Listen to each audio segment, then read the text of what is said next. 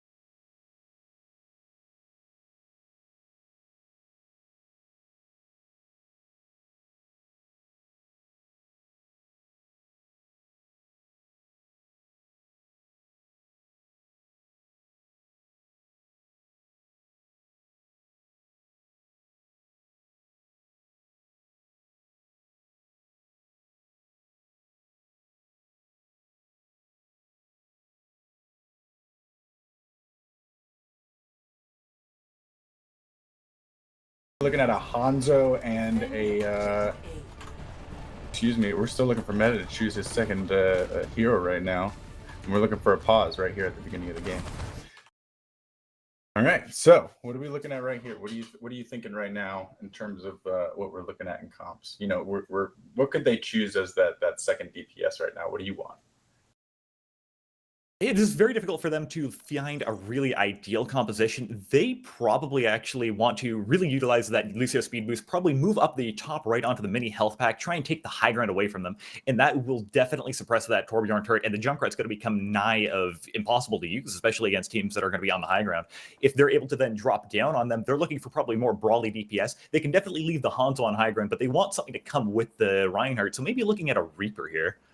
Yeah, Reaper. I almost wouldn't hate a Pharah either. I mean, as long as I can get that Torbjorn turret, there's not a whole lot that that Bearded Thots can do right now about it. So I don't think I would hate that either. But it looks like right now we've got the teams on the wrong sides of the map. We're going to be restarting this game real quick and starting from the get-go. So. Yeah, quite unfortunate that Metabot wasn't quite ready here. We thought we were all prepared, but It's all good. Always happens. But I am very excited to see who else do we have playing in the tournament today, Iku. We've got a bunch of good teams. Yeah, so obviously we actually see the Bearded Thots and the final wave coming out here in our first matches, but we also have a couple of rather interestingly named teams. We have the 69ers. We have Still Swinging returning for yet another tournament. Do you even know how many times we've seen Swing the Hammer come in? Oh yeah, and I mean it kind of took me back when I saw it not Swing the Hammer specifically. I mean, Still Swinging. I gotta love the homage to Swing the Hammer, but it looks like people are trying to move up in the world and you know, kind of change their format a little bit. You know, we'll see what comes from them. Yeah, finally seeing that Evolution come out. And of course, we do have our fifth and final team here. Nozomi's White Knights are going to be coming out a little bit later on here. It looks like our match 2 is actually going to be Still Swinging versus the 69ers. So definitely be sure to tune in for that one. It's going to be quite an interesting match. Yeah, we're gonna have a great day of games. I'm very excited. We're gonna have 10 games here for you today because, like I said, 5 teams. Everybody's gonna play each other once. We're gonna be starting on Kings Row, and I am just very excited for the rest of the day. We're just about ready to go, and I'm very excited. I'm very excited. And one interesting thing of note is right away the teams got to see each other's defensive and offensive composition. So it's going to be interesting seeing them swap over sides here if they're going to try and adjust their strategies accordingly. Maybe they're going to take some inspiration from the defensive or offensive teams as far as how they want to react. Yeah, I mean they didn't quite get the sneak peek except for what they could see out of and through the spawn doors, or what they could hear from outside of the spawn doors. So we'll see if they use any of that information to their advantages. But do you think they keep the Torbjorn Junkrat for attack? They had it on defense.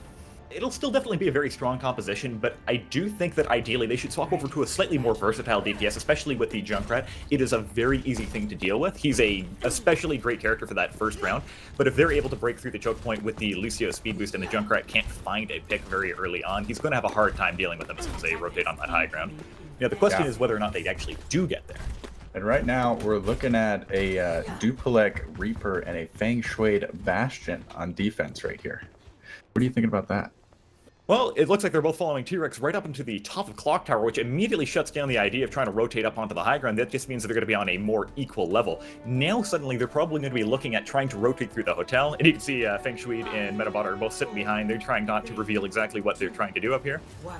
Yeah, I really think, I mean, you're going to be able to get through that first choke point much easier than it usually is, but getting around that statue and coming out of that hotel is going to be quite the challenge. We're going to see what they decide to do here. They're going to be coming around the statue of Mandata for the first go around, and they're actually going to go right into the hotel and try and take these stairs, take the fight to them. This is exactly what you want to see. Oh, Duplex nearly gets caught out by the Your Death, but he is able to retreat with his Break Form. T-Rex going a multiple point. Looks like the first fight's going to be happening right here on the high ground. Milk is going to jump down, but T-Rex is going to jump down with him.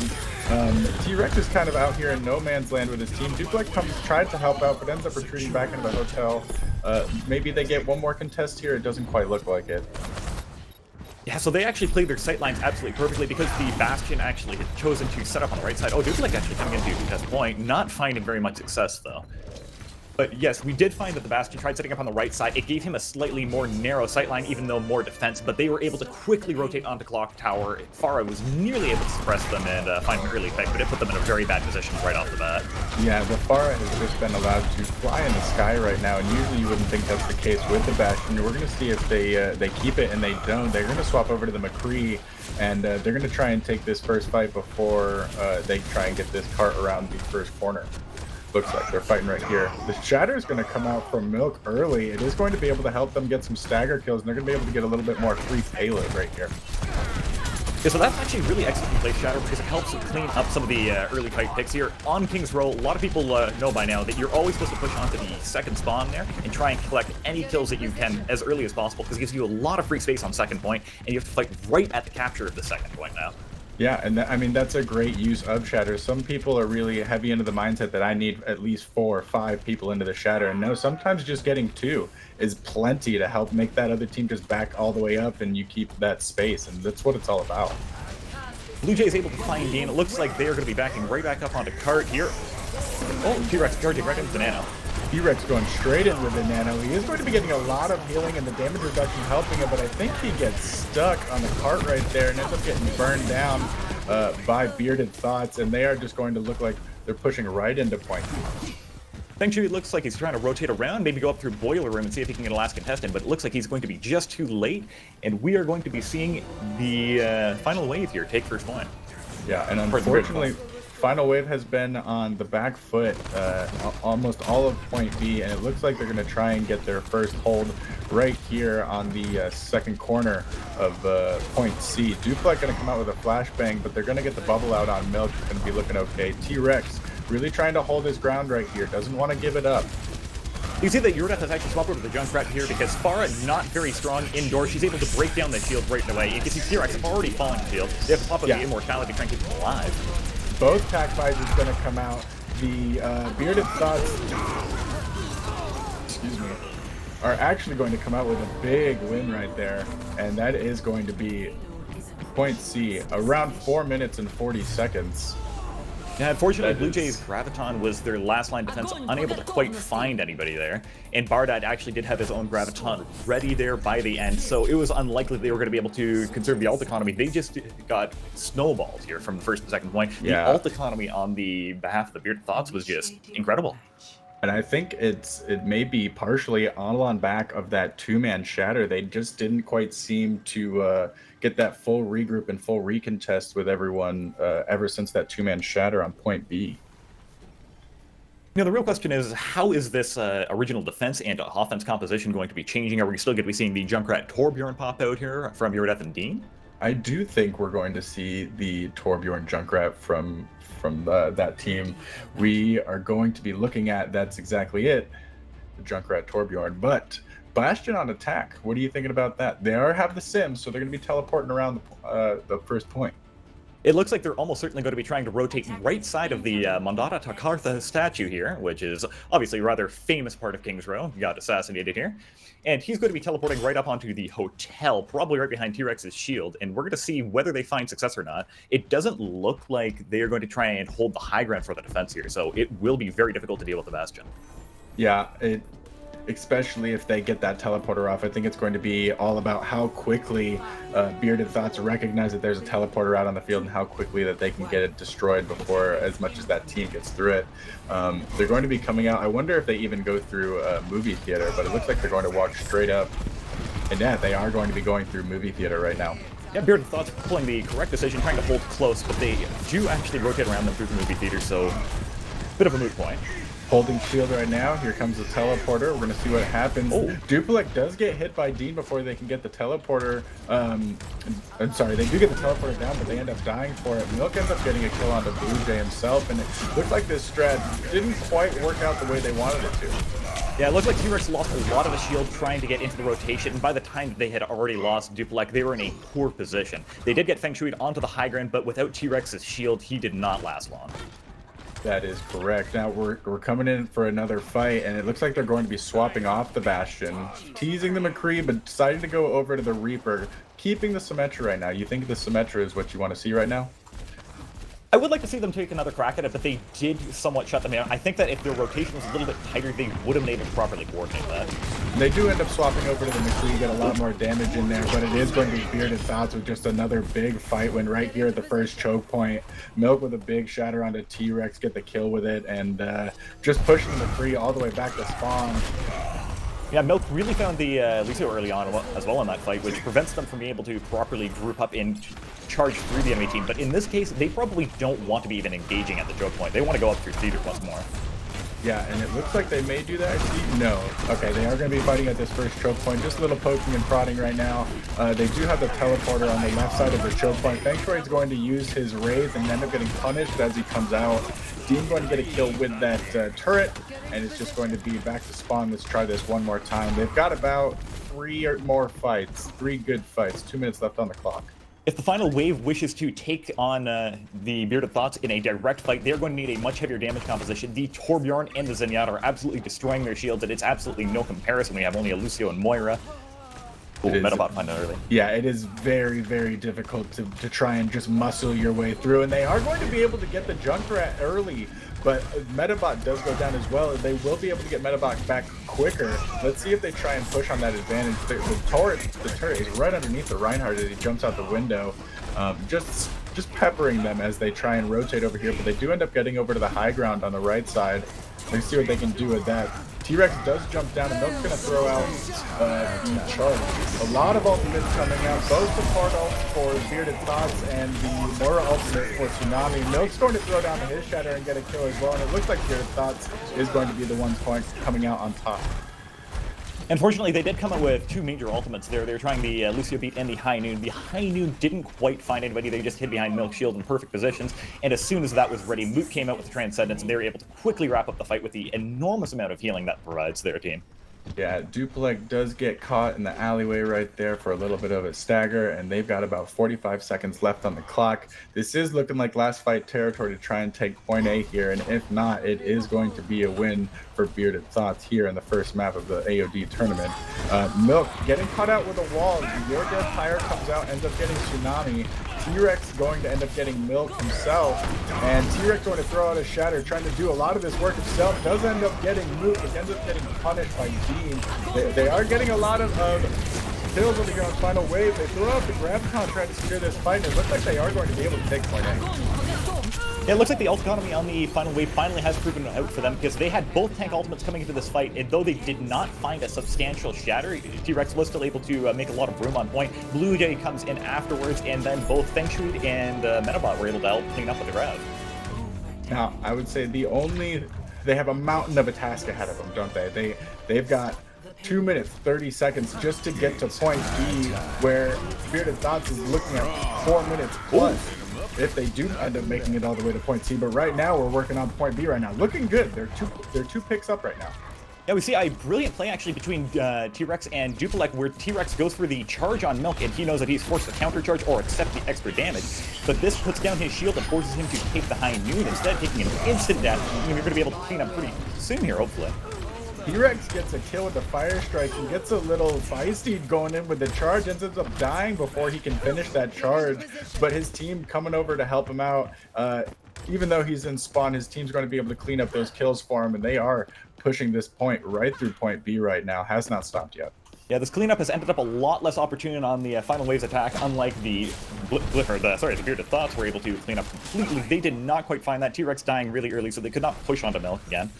Yeah, Milk coming out early, does not want them to come out. Gets a 4-man shatter. They're going to be able to nano T-Rex before he goes down, and the Mayal's going to come out, but both support ults coming out from the side of Bearded Thots. That is going to help them survive that, and the fight is going to continue right here. Here comes Dean's Molten Core. Is going to be able to get a kill, and York has Tyre on top of it. They are not going to be able to survive that. Yeah, they came up with an absolutely enormous amount of ultimates. Yorda trying to go to the spawn, see if he can find anything with Riptire. I don't think he's going to be quite successful here, though. No, unfortunately not. I believe the timer ran out, yes. Yeah. They did have to use a lot of ultimates to get that back. They had to use both their DPS ultimates and a Earth Shatter. The Earth Shatter getting a 4-man did actually stun the enemy team, but you can see that it didn't really result in many picks. This does prove that if you do want to get direct picks off of your ultimate, it's actually sometimes better to go for the 2-man rather than the 4-man. Yeah, exactly. That's exactly one of those reasons. Right now, their teams are about to square up again. Little poking and prodding, trying to get the distance back. Blue Jay does end up swapping over to the Wrecking Ball. And the Torbjorn turret is going to be in this hallway, just peppering all the way down this this alleyway as they try and walk up to the cart. Quite a mountain of a task. There's 15 seconds left on the clock. This is going to be last fight right here. And it looks like they are actually trying to take on 2 tasks at once, both turning into a bit more of a stall composition with the mobility that Sombra and Ball are going to both provide, but the Sombra can also try and take down the enemy Ryan shield, which will take down the enormous extra DPS that they have with the Junkrat and Torbjorn, hopefully, so they can take down the shield instantly with a single ability. That's absolutely enormous shatter coming out from T-Rex right there, getting 4 people down on the ground. His team just coming over to clean up on that. They did use both support ults during the last fight on the side of Bearded Thots, so they just had absolutely nothing to help their team survive when that shatter came out. That is going to be point B, and they're pushing up, trying to get some more space. They need to get to point C as quickly as they can. They're running out of time. Yeah, one thing to keep in mind for the Final Wave side here is that they need to cap within this next 107, or they are not going to actually get a chance at attacking. It's going to be an immediate tie in best case scenario. That's exactly right. The tire is going to come out from Yorda and get 2, but that may even be one of the things that Final Wave is looking for. They want to get some ultimates out. There's still 50 seconds left on the clock. They have one more fight. As many ultimates as you can get out is good, but unfortunately you're still looking at both tank ults and almost 5 ultimates on the board. You only lost the tire. The best hope that they have at the moment is using the nano on T-Rex, and hopefully he's able to build up shatter, get a large shatter, and they can quickly try and clean up the Bearded Thots, but it is going to be a very difficult maneuver. Final Wave trying to sneak through this hallway, and unfortunately Milk is hiding on the high ground, looking up behind him. Is he going to drop to get a big shatter? Gets 3, 4 people on the ground. Milk is in enemy lines, but his team's able to help him out right there. And do they have one more fight? 11 seconds on the clock. Do you think someone can touch in time to help them stall? They can definitely touch. You can see Feng Shui taking the right path over here, standing on the Mega. He's going to be able to touch, but whether his team will actually be able to clean up after this, especially with Bard as graphic now. 1 second on the clock, 2 picks for each team, but it looks like Bearded Thots is getting their picks their way. and it's all they have to do is be able to clean up the ball at this point. It looks like it is going to go the way of Bearded Thots. First map here on King's Row. As long as they can clean up Blue Jay. Blue Jay's still trying to survive, and it is going to help the Lucio get back and Metabot get back. Do you think this is going to be another fight? We've got another team fight coming. This is going to be another fight, and not only that, the Bearded Thots are actually in somewhat of a bad position because they use so many ultimates trying to clean up immediately. Milk does try and throw out Earthshatter, doesn't quite get anything with it, but Dean does get a kill with himself twice, and the turret. Fang Shui to end up getting Milk, but I don't think it's going to be enough at this point. They are going to fall one by one, and that is going to be Bearded Thots' first win here on King's Row. Not quite, but a hard fight on the attack there from the final wave. They really tried their best to make use of their rather sparse ult economy, unfortunately. Yeah, unfortunately, the ult rotations from Bearded Thots were just so good during this map, and they really love King's Row. You know, everyone in Overwatch loves King's Row, so sometimes you just get into that rhythm, and you go from there. And if you can't stop them, you can't stop them. Great map from Bearded Thots, great map from Final Wave. Next, we've got the 69ers and Still Swinging. We'll be right back. Excellence is its own reward.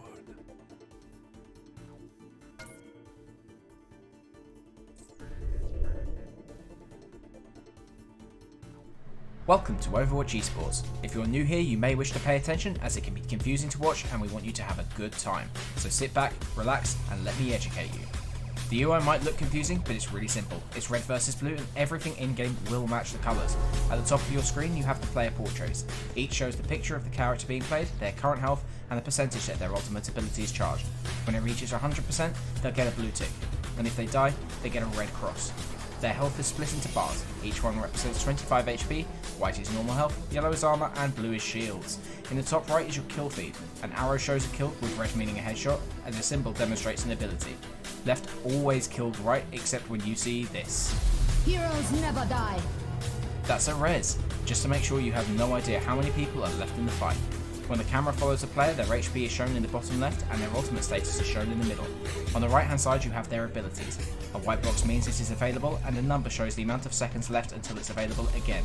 There are tons of abilities, so here they all are.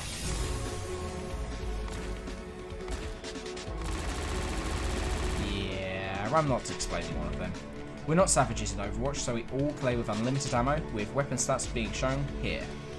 I hope you got all of that, but in case you went for a pee break in the middle, feel free to ask anything in chat and the production team will do their best to answer your questions. Enjoy the tournament and happy gaming!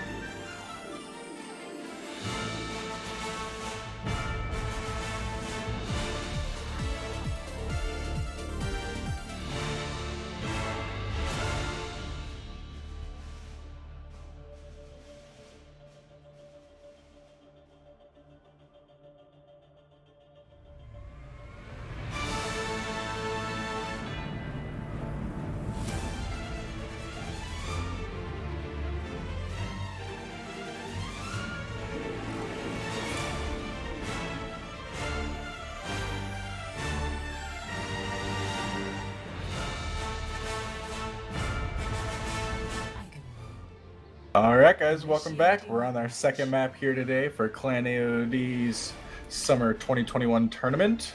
We're looking at the 69ers and still swinging. Yeah, and this match is going to be bringing us down to Stuttgart, Germany. A very famous one from one of our favorite Overwatch shorts about Reinhardt and his leader, Baldric von Alder. Germany was really hit hard with the Omnic Crisis in the Overwatch lore.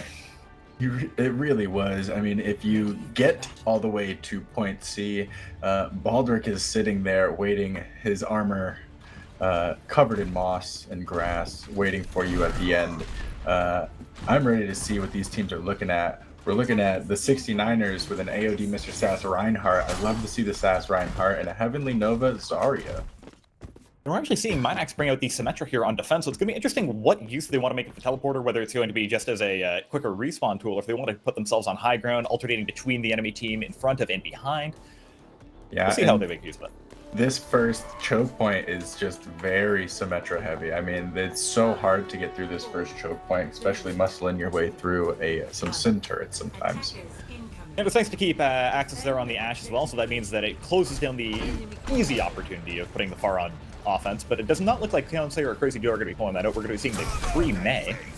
Yeah, Cree-May I'm excited to see. I would love to see some good walls from Crazy Joe. Maybe if someone's a little bit too aggressive on the side of still swinging, they can get that wall and really pull them away. Now they're going to do an early charge here from Mr. Sass. He's going to get punished. Minax dies as well, but gets rezzed immediately by Harry White, and it's going to be a first little hold. Clownslayer does get McTeags. So, I mean, if they regroup quickly, they might be able to push through this choke point. Yeah, McTeags was looking for a really easy pick there, but he found himself to be the easy pick, one of them himself, and Clownslayer's able to take him out, and they're going to be pushing already. It just looks like Sass is right behind, and they are ready to push. Heavenly Nova coming around the corner. Mr. Sass is on his way back. Both Reinhardt's back in the game, so shields up. Both teams ready to go. And the wall's going to come out first from Crazy Joe. Doesn't quite get much done with it, but they're looking at this fight. McTeags pushing back at him. It does look like it took slightly too long for Sass to get back there, and McTeags is actually able to return slightly before him, and they do find themselves in somewhat of a stalemate here with the amount of damage both teams are putting on the enemy Reinhardt shields. Another wall comes out. Shatter comes out on a nano Mr. Sass. Bob is also going to come out from an Act of Soul. Let's see what they can get with that. Does get Siwu with the Bob. Shatter comes out from Mr. Sass. Late fight. See what he can get with that. Might be able to get Minax actually, and he does. Let's see what Mr. Sass can get done. Absolutely walking through this team right now, and it looks like they might be able to get first point. They do take him down last second. It's up to Heavenly Nova, who's high charging around the point, but both tanks back from still swinging. We're going to see what that happens. Crazy Joe and Heavenly Nova versus both tanks. Put them into something of a stalemate there as soon as McTeags put out the shield. The SyncViews was just hiding behind that. Heavenly Nova was not able to find the easy pick. Crazy Joe comes in, however, with the Blizzard, able to clear off the point temporarily. And this fight is absolutely back and forth right now, and it looks like Still Swinging may actually be able to hold this. They get the res off onto the Reinhardt, and the picks coming out after the DPS come back from Still Swinging actually helped them out, and that's going to be a hold right there. Not even 33% on the board. That's so upsetting. Yeah, we saw a lot of really good damage coordination. A lot of people focusing the exact same targets on the side. They're right beside Mr. Sass. Like, Mr. Sass was just the spearhead of their push there. Everybody was following on the targets that he was, especially Heavenly Nova following with the Zarya beams. Yeah, and getting 3 picks and unfortunately not even getting 33% out of it is a little disheartening, but they're going to pull themselves up by their bootstraps right now, as they like to say, and try and get through this choke point one more time. They've got 1 minute, 15 seconds left on the clock. Let's see what they can get done with it. They're looking at a high noon and coming up on a shatter. Yeah, it's a little disheartening for Still Swinging not to have even gotten a tick out of that fight. Sass are falling really early in this offense as well. They are not going to be able to continue this push. With only 1 minute left on the clock, they need to reevaluate their options here and figure out what ult they want to use in their final push. Both Reinhardt's now out of the game, and the Zarya, both tanks out for Still Swinging. They're going to try and push this right here. They're going to nano the Zarya, throw out the grab and the high noon. Clownslayer getting some picks for himself, and that is going to be 33% and more. It looks like McTeags going to be backing off this point. It is officially belonging to them. And now we're going to be pushing on to the second point here. And of course, being a hybrid map, this means they capture the payload before finally pushing it. Yeah, and they're all going to have to push this up to this big wooden door right here. They're going to have to wait for it to open. So there is definitely plenty of time for Still Swinging to set up wherever they want to. They've got Axis Soul up here on the high ground, and we're going to be having them just opening the door now. You see how long it takes to really come out this the second point. Yeah, it looks like Still Swinging's going to opt for a corner defense here, and as soon as they get starting to push back, they're going to hold over by the archway where the bridge is, and of course Ash can be sitting up top there. We also got Minax setting up a teleporter. They're going to throw a bomb early in the fight. It is going to get slept, but it ends up giving a little bit of a distraction to McTeags. It's a big shatter on the side. Only ends up getting the Ana out of it, and they are going to throw the Crazy Joe May ultimate, get some kicks with it. Still Swinging, getting the better half of that fight right there. Yeah, and unfortunately, it looks like Cloudy's Nano tried to hit McTeags there, but just didn't quite find the target, and unfortunately, it seems to have just disappeared, as it commonly does with Ononade, or Nanos. Yeah, the travel time on Ononade is so small, but it happens every once in a while. They're so low, they die right before that Nano actually hits them and registers on their screen. Still Swinging doing a full group up here. They're trying to figure out exactly how they want to use their Shatter and the Coalescence. Coalescence can be put into absolutely any point of the fight, really. It's just a massive fight turner, depending on where you place it. But Sass, however, is going to have to be a lot more careful about his Shatter placement. Yeah, I think the biggest thing they're going to be worried about is this big SyncViews Graviton. Shatter's going to come out and get 3 on the ground. The pin's going to come out. They're going to get McTeags down. Is SyncViews going to use the Graviton? He's just retreating right now, trying to stay with his team and stay alive. He gets purple, but does not end up staying alive. They are going to get a lot of movement on the cart here, but there's definitely going to be at least one more recontest before they capture point B. Yeah, we see Sync is opting to save the Graviton for a recontest here, but it's going to be a little bit difficult moving into Clown Slayer having High Noon and Kim still holding on to the Coalescence. Now they also have Nano up. It is going to be very difficult for them to push out into this with only a grab and no damage to put on it. That's correct. They're going to throw the Nano out. He blocks it for himself, but Heavenly Nova goes down. The Graviton comes out from Still Swinging, but there's so much HP in there that they couldn't quite cleave through all of it. Cloud Slayer with a double, and that is going to be point B right there. We did see Cloudy get a rather large purple on the enemy team, but they did not have the Ryan and Cleave to get through the shield or anything of the sort, so they are going to end up losing the Graviton in a lost fight. Quite unfortunate. 2 minutes left on the clock, and it's looking pretty good. They are shaving time off of this, so there is not going to be a large time bank if they do end up capturing point 3. So that's something that they can look forward to when they get onto attack. But right now, as teams are squaring up, Heavenly Nova is going to throw out the grab early, and they're also going to throw Bob into the grab again, just throwing a bunch of HP, a bunch of damage coming out of it. Nothing's going to come out of the grab. Shatter comes out, gets 2, doesn't get any kills, so they nano McTeags. See what they can get with that. Mr. Sass going very deep, seeing what he can do. He gets so deep that he ends up getting punished by Minax. Minax able to make it out of the mail from the bubble from SyncViews. Back and forth right now. Both teams, again, like this first point, very scrappy. Yeah, we do have a massive respawn advantage on the 69er side, so they are just playing their time out, and it looks like they are almost fully regrouped here. They're going to start pushing Still Swinging back. And we did see in this fight that Still Swinging wasn't quite ready to move on Sasori's massive Shatter there. Even though it did find 3 people, they couldn't put the damage on the targets that they wanted to, so they didn't even find anybody. It doesn't look like anybody was quite coordinated on trying to get one person in specific out of them. Yeah, we've got one of the last fights coming up right now. We've got 45 seconds left on the clock, and it looks like a lot of sim turrets set up as soon as they come around this first corner. They do end up getting a few of them out of the way, and they're starting to make their way forward right now. I do have high hopes here for the impending High Noon and Nano that are coming on the side of Swing the Hammer, but they also do have the Shatter on 69 side, which is going to be a massive CC.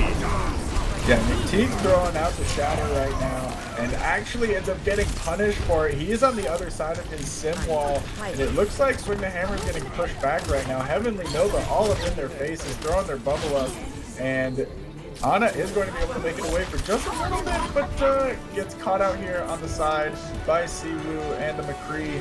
They're trying to fight their way. McTeags on the point, trying to stop himself, but I think that's going to be it right there with the amount of ultimates they're throwing into this one. Not quite yet, but yes, quite yet. That's going to be it. They're going to let the payload touch Baldric, and that is going to be, in overtime, a capture for 69ers. Yeah, yet again, we see some wonderful ult usage coming out of the Swing the Hammer side here. We saw the High Noon being used for cleanup. I don't know whether he wanted to hold it more for the the Graviton, but he did end up finding the Ashe out of position and took them out immediately thereafter. We also did see quite a bit of damage actually coming from the Coalescence, something that gets discounted way too often. I agree. What do you think we're going to see over here on defense? I'm pretty excited to see what's going to happen next. We're likely going to be seeing a lot more Ryan Zarya Brawl. This is what all teams have been practicing the absolute most throughout the entire tournament. It would be unsurprising, but improbable at the same time that we're going to be seeing a Risa on the defense. It is usually a very strong pick here on Eichenwalde defense if you really need to hold that first point. But in this case, they do have an entire, well, length that they can allow the payload to be pushed and stop at any point. However, they have 0 time, so they can't allow the capture. Yeah, and it looks like we're going to be looking at an Axis Soul McCree Minax Sim here on the attack, and a Clown Slayer McCree and a Junkrat on defense. Now, the Junkrat on defense on first point Eichenwalde can be very devastating. Again, that small choke point, kind of the same idea with the Symmetra. If you can just spam damage through it, it is very hard to get through. I imagine we're going to be seeing McTeags put up his shield for Minax to try and place down a teleporter so they can either get along over on the left or the right side. Yeah, and they're going to be, if you see what Siwu just did, he just threw his grenade right up into the air, has the perfect spot, and unfortunately they're not coming out that door. He's not going to get a purple, but it also gives him information that they didn't come out that door. See if Clown Slayer sees what's happening and actually ends up getting Axis Soul before he's able to retreat with his team. He actually made it out. We do find that teleporter going down, but only Minax able to come through it. Oh, McTeags falling shortly, bad. And Minax alone on the point, unfortunately, went way in front of his team and is going to get punished for it. It is going to be a little bit of a retreat, but I think they're going to try and hold this ground because we're talking about how difficult it is to get through that choke point. They don't want to give up all the space they've taken so far. We find Harry White finally really early on, but Cloudy's still there with the Baptiste. That provides plenty of healing if they do want to try and scrap up the fight here. But with their respawn being so close behind, it would be much wiser to just wait. Yeah, and unfortunately they are getting small picks one at a time, and the stagger has been happening, so they are going to go through the choke point and just a full reset right now. Yeah, ideally they should stop peeking the choke altogether here and just allow themselves to fully regroup so they have that full Ryan shield. They can all stand behind and they can try pushing through on the left side or directly into the enemy team for a brawl. And Clown Slayer getting his flashbang right click on up there on the bridge, and not before McTeags is going to get punished by Crazy Joe and the rest of his team. Again, just another full reset, 2 minutes 30 seconds on the clock here for Swing the Hammer. Looking a little bleak, but they're coming up on some ultimates, so this next fight could be the one. It is going to be all about who gets this shatter off first and whether it actually hits the enemy Rhine or not. Looks like Teags is trying to advance and look for this shatter right now. The tire is going to come out from Crazy Joe and pick up that Reinhardt, so a possible free shatter coming out from Mr. Sass. Doesn't look like they're going to need it because they're going to nano the Zarya just to push into the team as far back as you can. And another reset here, 2 minutes on the clock. Yeah, we see the defensive side actually having a lot of ult advantage just prior to this fight. They had basically 5 coming out all the way through the entire fight, and now the Grav's just about to come up. They used both support ults in addition to one of their DPS ults, and suddenly that places the offensive team in a much better position. They might actually be able to get the Grav off and potentially even get some Reaper damage in there. Yeah, we may be seeing a double Grav, double tank ult from both teams.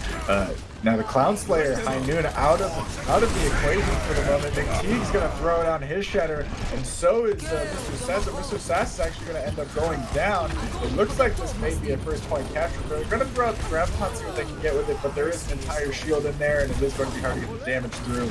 That is going to be a capture for Swing the Hammer here on first point. 1 minute, 15 seconds. McTeagues really opted for trying to get a shatter on something other than the Reinhardt, but he did not account for the enemy Reinhardt does have shatter and was looking for his team as soon as he stepped out to try and find Clown Slayer over on the ground on the left side.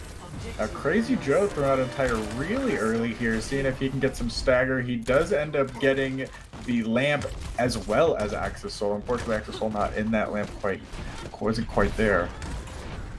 And this is going to slightly delay their push, but because they're still behind the doors, they're in a very safe position, so they're going to be able to regroup entirely before the payload even moves up here. And Minax just finding some poke damage right now, trying to get that ultimate sheet. They do, and they're going to be pushing forward right now. They are going to be trying to fight right here at this corner underneath the high ground. They are going to throw the nano onto Mr. Sass. He's going to be able to get his counter with it, but not before this. Ooh, before Axis Soul gets a double. Cloud Slayer answers with one. Minax answers with two. That's going to be a big fight, but unfortunately the cart has it. Yeah, you find Mr. Sass and Clown Slayer in a very awkward position between enemy lines. Minax actually taking out so much of the enemy team just behind him. And it ends up being a very easy push for them now on the payload. Crazy Joe not able to take the high ground due to Minax pushing him off earlier. Yeah, we've got an Axis Soul and Clown Slayer meetup, I think, going to happen pretty soon. Clown Slayer on the right side, Axis Soul finds him. It's a healer v Kree battle, and it looks like Swing the Hammer is not going to get the better side of that. They're going to have to drop off. Meanwhile, Minax goes up to deal with the McCree and absolutely does. Maybe they can deal with the Anna as well. Meanwhile, on the ground, Mr. Sass is going to throw a shadow down. Not getting anything with it, unfortunately. They do end up cleaning up the Reinhardt, and that is going to be a fight. It looks like a defensive hold. Oh my god, this fight. The Zarya throws out a 3-man Graviton, and they end up cleaning that up with Minax. They're going to continue to push this payload. Highlighting actually what just happened up top there, where we had Clan Slayer and Siwoo versus Axis Soul and Cloudy, you can actually find that Siwoo, because of the anti, was able to anti-Axis, and Cloudy could contribute no sort of healing to him. And then Clan Slayer was able to actually wrap that fight up very quickly thanks to that purple. And there is going to be one more contest between Swing the Hammer and the 69ers. It looks like 4 kills coming out from the side of Swing the Hammer, and that is going to be point B. Exactly what they're looking for. 3 minutes on the clock trying to get point C. If they can get some time on the clock, they're going to be able to, and they're going to be in a great position for the next half. Yeah, Harry White's going to be able to build up another Coalescence very quickly, as Moira is quite infamous for. Cloudy does already have his barrier at the ready, so they should be ready to respond to a various amount of different ultimates that the defending team can throw their way at the moment. Graviton nearly up for them as well. Yeah, and they also have the tire. We'll see if they throw both ultimates into one. That would definitely be a team up if they can, unless they get an enormous lamp. Both teams coming out right now. Here comes the Graviton. Minax actually deep inside the enemy team. They throw the nano onto Mr. Sass for some survivability. And here comes the tire from Crazy Joe. Does end up getting 2 with the Axis and SyncViews going back to spawn, and that is going to be a reset right here. 2 minutes. Yeah, we do find that even despite the immortality not being quite ready, just due to the window there with Axis right behind it, it was so oppressive the enemy Reinhardt was afraid to swing just due to the fact that he could get like 2 or 3 shot there quite easily. But, however, Crazy Joe came out with the Rip Fire and wrapped that fight up really easily with 2 immediate picks. Junkrat very good here on the last point. A lot of close quarters, a lot of angles to throw the Junkrat mines off of. And they're going to have 69ers on the back foot right here, trying to get back with their team. Minax does come out, but immediately deleted by Crazy Joe and the healers. That's an enormous pick right there during the Reaper ultimate. One thing to keep an eye on here is as soon as the Reinhardts get purple, they are immediately put in a very defensive position. They both start backing up, happened to both McTeags and Sass just in the previous fight here. Yeah, Crazy Joe going to throw out that tire once more. They do end up being able to destroy it before it goes off. That would have been absolutely enormous. But now, Swing the Hammer on the offensive, going to be able to get Crazy Joe, but Crazy Joe's death is going to get McTeags. They're going to throw Bob in, trying to, as a kind of a sample Reinhardt, but Mr. Sass was very deep. Minax actually ends up getting killed by a flanking Clown Slayer, and the fight's still happening right here on the point. They're going to nano Heavenly Nova trying to get some kills. But Clown Slayer coming from behind with a high noon gets a double kill. That may be enough to hold. That absolutely will be, especially with their advanced respawns here. Sass and McTeague teasing each other just a little bit, but Axis knows that it is time to retreat, and they are going to regroup at the 30 seconds they have remaining on the clock. 25 seconds left on the clock, and it's going to look like this is going to be the last fight right here. I don't even know if they're going to be able to have a full 6v6. I'm not sure if Axis is going to be back in time. He's going to stick on the Ash, and I'm not sure they're going to have to push up without him. Yeah, SyncViews sitting really itchy on the trigger with this Graviton. Let's see if he pops this early here. They are going to use both Gravitons. Harry White's going to use the Moira ultimate. Kimya is trying to get the Heavenly Nova back up. Does able to get him back up and throw the Valkyrie out. Cloud Slayer again with the flank ends up picking up Cloudy. Harry White able to pick up a healer himself, but not before Crazy Joe gets 2. And that is going to be a hold here for the 69ers and possibly the map of Eichenwalde. It does look like it's going to be wrapping up with SyncViews in the back, unable to even close distance with Heavenly Novi having that nano boost really early on in that. It is going to be That'll be the 3-2 69ers. Another wonderful match, and we saw that there was a lot of back and forth there, both between Mr. Sass and McTeags on the Reinhardt there, but I think that the fatal flaw we saw right at the end there with McTeags is that he was jumping off the payload as he hit the Shatter, which gave Sass enough time to react to block that, and then we saw the sleep come out, and he was cleaned up very quickly. Yeah, and that's just an unfortunate set of events. Playing is the life of a tank player, my friend. Sometimes you just get ping-ponged around the map while you're trying to shatter. So, right now, next we're looking at the Bearded Thots and Nozomi's White Knights. We'll be right back.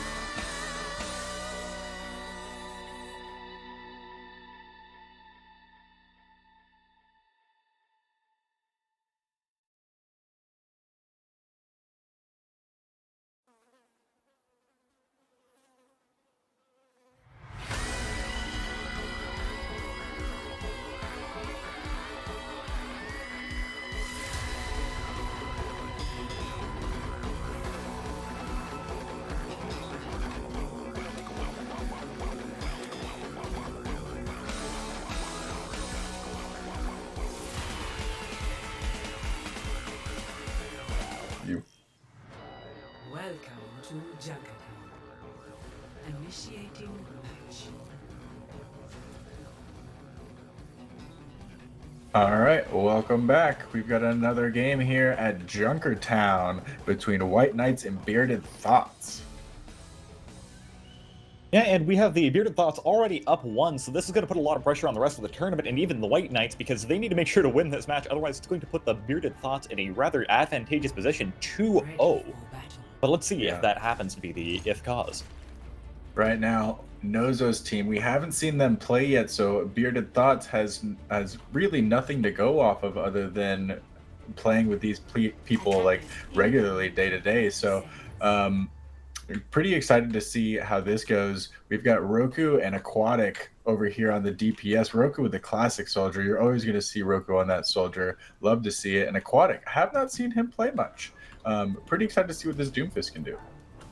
Could be very interesting. I don't know how many Doomfist setups we actually have on this map, but it looks like he's trying to figure his positioning out right now. He's got some sort of idea, and that's the important part. For sure. And we also see on the offensive side, we're taking on a Junkrat perspective with a much wider and opener map than we're used to. On first point, this might be a little difficult. Yeah, we're looking at the Dean Roku Soldier 1v1. That's what I'm going to be excited to see today. Darcy over here pocketing Aquatic, not for falling back to her team. Really just trying to get some positioning going right now. Miko deciding to contest the cart, but finding himself hit by Milk's Fire Strike. Immortality coming out really early in the fight. Yeah, and Aquatic with the rollout, able to find Dean in the back line. Moot ended up being able to find Aquatic, and then Roku finding your death right there on the back of that. So it is going to be a defensive hold. Aquatic finding himself 2 picks for a trade there is a very advantageous position because he actually is able to get back almost as quickly as the attacking side at the moment.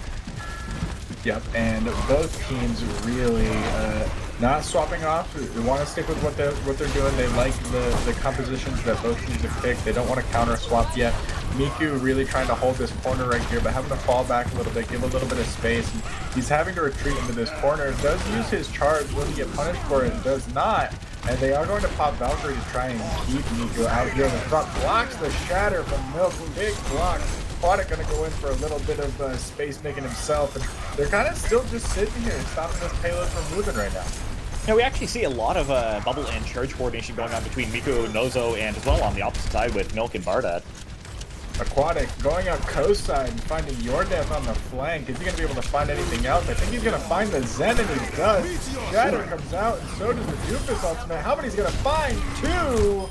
Aquatic absolutely cleaning up right now on the Doomfist. Yeah, some beautiful ult economy coming out of their side right now with Miko just getting an early shatter and Aquatic just instantly cleaning it up. They knew exactly what they wanted to do and they executed upon it perfectly. Now this leaves them with both a window and a visor and probably even a graviton early in this next fight to try and defend themselves from the overwhelming, it looks like, support ults that they have on the offense side. And here they come back up to the cart trying to make some space. They're going to use Kurg's Moira ultimate to try and keep their team pushing forward. Milk and the other Reinhardt going to countercharge each other. Grab's going to come out, but it's going to be countered by Moot's Transcendence. And they're going to be able to keep pushing this forward. Milk trying to push past the Baptiste ultimate so that they're not taking all that damage. And Milk does try and stop that Valkyrie res, but unfortunately, Darcy's in Falcon. She's too high for you, but Aquatic trying to do some damage over here. Does end up getting Moot, but is it going to be enough? Now we found some rather questionable ult economy. We did find the support ults used quite well with the window and the Valkyrie, but then they popped the graviton and they tried using visor for that, which actually decreases your overall DPS into that because you're not able to get headshots with that ultimate. Yeah, that is correct. Miku coming out with an enormous shatter right there, gets 3 people on the ground. Team follows up with him, and that's going to be a cleanup for another defensive hold. 50 seconds left on the clock.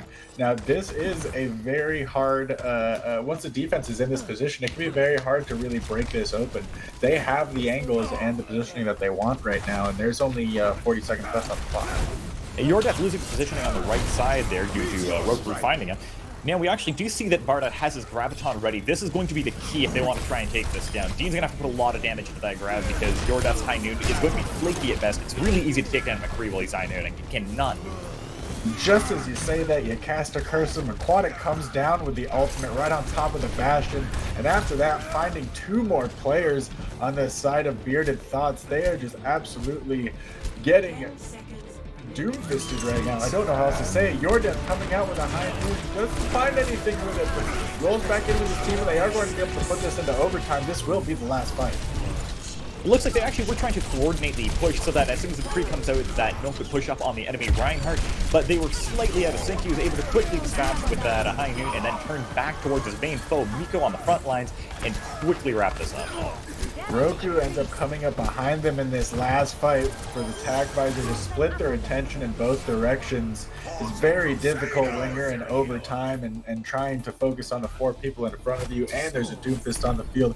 Great first defense by the side of the White Knights. I'm excited to see what they do on attack. They've got just 62 meters to go. Initiating match. Yeah, we really did see some just beautiful ult economy on the defensive side there from Nozo's White Knights, where they were just in a constant circulation of popping one ult. This causes a cooldown, this causes a stunning ability, and then this one just puts in the damage and cleans the rest of that fight up. And they were ready as soon as the next fight comes around because they were able to get so much extra damage in from the people that didn't have their ultimates quite yet. Yeah, this is exactly what we're looking for. This is exactly what Nozo's White Knights needed to do in order to stay in this game. Bardad's Bearded Thots already have 1 point on the board, and if you want to stay in this competition, they're going to need to beat the Bearded Thots, and that's what they're attempting to do right here on attack. Now, this is absolutely far from lost for the Bearded Thots, but it is going to be a very difficult hold for them. It does look like they're going to be pulling out the Torbjorn and Pharah, so they're pulling out some very risky strategies, and it's going to be interesting to see whether this pays off or not. And we are looking at the Pharah without the Mercy right now, looking at Herg on the Moira and Moot on the Ana, so we'll see how that plays out for them. I'm just hoping they don't lose this far early and get really punished for it. We're looking at the Doomfist again from Aquatic. The Bearded Thots are definitely going to run into an issue because they were being suppressed so much by that Doomfist, and they did not bring a Mercy with them. So if he's able to find 1 pick, it's going to be really long times for them to actually respawn and get back to this point with how far away it is from the defensive spawn. And Aquatic trying to find his way around, but seeing that there's a Torbjorn turret around there, he's going to have to deal with that. Does end up going in for a little bit of damage, gets a few all points right there, but they are pushing this payload right forward. They have not been able to stop it yet. It's going to stop right here in the second corner, though. Yeah, Milk and Miko exchanging blows. However, it looks like Bardad actually got a much better bubble there, building up a lot more charge off of his.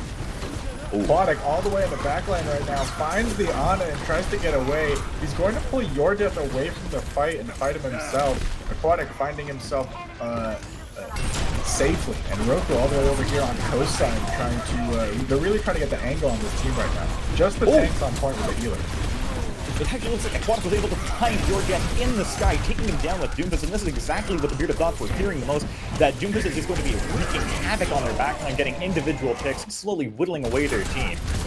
And that is what Nozo's White Knights have been waiting for. They've been waiting for the White Knight that is Aquatic this game. He goes up for the ultimate and goes all the way into where they'd be spawning out of. As long as they can get these last 2 people on cart, that is going to be game.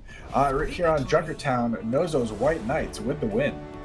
Now, the Bearded Thots just were not quite able to find the solution to Aquatic's Doomfist, and that's really the highlight of the match here. He was able to get just so many picks while either the frontline was distracting them or he was distracting them for the frontline. A beautiful synergy between the tanks and him.